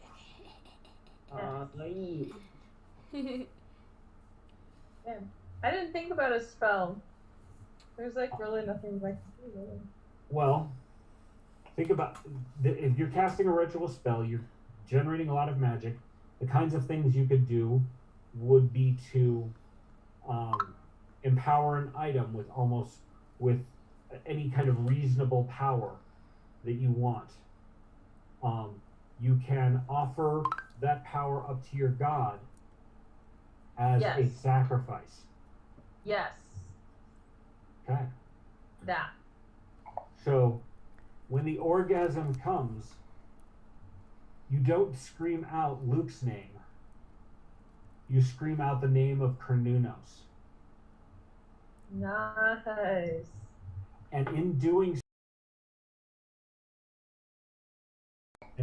there's this straight line as if there's a steel pole running up your spine. With your head tilted back, you're screaming straight up into the sky. And this swirling energy of reds and whites and blacks and pinks and greens explodes out of your mouth as you call upon Cornunos, offering up this sacrifice to him. It passes right through the roof as if it wasn't there. You're not sure whether it blew a hole in it or the energy went just passed through. But in this moment, everyone in town sees this ray of energy shoot into the heavens. And anyone who's magically attuned feels this wave of energy coming from the center of town. The journeyman mage out in the mage tower instantly pops wood in the middle of the night and makes a mess out of his bed in the barely completed bedroom that he has in the under construction mage tower. Those with latent magics, they feel something. They don't know what it is, why it is, and some people find it disturbing, some people find it very erotic, but it's powerful. And the more attuned they are, the more they feel it. Therefore, Tatiana, while you're cruise directing your little orgy and watching Golden Boy fuck the black elf, you feel this wave of magic pulse through you. You know that it's divine energy, and you know that its origin is sexual. It acts as an extra aphrodisiac, turning you on even more as you watch all of your actors on the stage you have set. Great. So, your voyeuristic tendencies are bringing you to near orgasm. Fabulous. Watching what everybody's doing. Sephi, your hallucinations take form. All of the pastels and colors shape themselves into a forest. It is a forest of mixed with pines, some deciduous trees, and birch. You see that there's snow on the ground, and there is a wind coming from the north with a smell of salt on the air. I'd like to think too that I would be casting the spell I have that is like show scene. It'd almost be like what I'm hallucinating, be like playing on the wall. Ooh. You are impaired. Make a spell attack to see if this thing fizzles or works. That's valid. Yeah. 29 again. The tabaxi are enthralled by the sudden fact that they're no longer in their bathroom, but instead they're in this winter glade somewhere to the north. Ooh. You're taking them on a real trip. I know, they're like, damn. Hot damn. None of that would be this exciting. To the east side of the glade, you see a standing circle. A circle of standing stones. And beyond that, there's a small hut with smoke drifting up from a chimney. And you feel a sense of remembrance of this place. I'd probably stand up and try to like walk towards it, but it might. You basically end up tripping on the tub while you're trying to do it. Gang gang. And in your state, the tabaxis manage to catch you because they're not as high as you are. They manage to hold you, and in your vision, you have two little cats rubbing themselves all over you that are, preventing you from moving in the direction that you want to go. I wouldn't get too mad. It's cute kitties. I'd just be like, silly kitties. And there is in addition to the stone circle, there's a very large pine tree, almost twice as tall as everything else, that stands up behind this small shack. More of a hut. Looking at the shack and the pine tree still while petting the cats.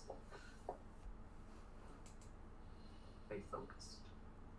As the vision starts to fade, the door on the front of the hut opens up, and a grizzled old woman steps out and looks in your direction with a bit of surprise and confusion, reaches out in your direction as the dream fades away, and you find yourself back in the bathtub.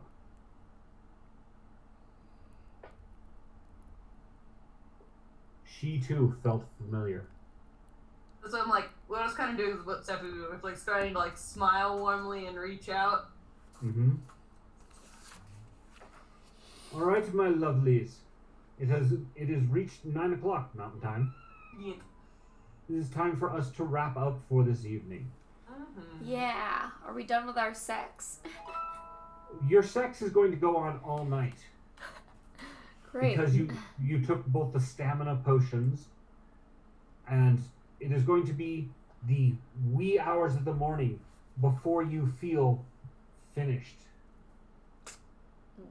We've been having, and then we gonna go take a nap, and then tomorrow, whenever we wake up, we're gonna have brunch with the mayor. Mm-hmm. And we can pick up there. Yeah. I'm like, Steph will probably sleep over in between both tabaxis and then leave like 100 gold. As a tip. I thought you were just saying and then leave. Leave. I'm sleeping snuggled up between two cats. I'll get better than that. Two really big cats would give good cuddle. Exactly. Yeah. I'll leave enough to get ready for brunch, but I'm sleeping there. Doesn't. Madam Lily prepares a coach for you when you all awake. There's a light meal just to pass any hunger that you have. And she offers you each a small glass of a greenish effervescent liquid. A hangover cure. This will help with any lingering effects you feel. It lies to you better than coffee does. Oh, For the next few hours, you will be quite fully functional. great. But you're only borrowing that time for you will need a very good night's sleep afterwards. Yeah. So I hope you have a wonderful day. And we will pick up next time where you are trotting your way in a carriage up to the mayor's house. Fabulous. Woohoo! Fun. Well, for our few viewers this evening, I hope you guys enjoyed a little different style of our session this evening, where it was mostly just some role-playing and storytelling, which can be super fun for us. We hope that in the future, we can have one or two of these types of sessions on a different website where it will be much less kid-friendly and adult-only. So We're having sex with the bags. You'll get a lot more of a visual description. yeah, also, if you guys have ever heard of the anime interspecies reviewers, we are most definitely going to take some notes from that for our future sessions where we all get to have sex with interesting creatures and review them by rolling our dice and see what our review actually is, because that's always more fun. Thank you guys again for tuning in. We'll see you guys next Monday, 6 p.m. Central Standard Time. Peace out. Peace out. Bye-bye.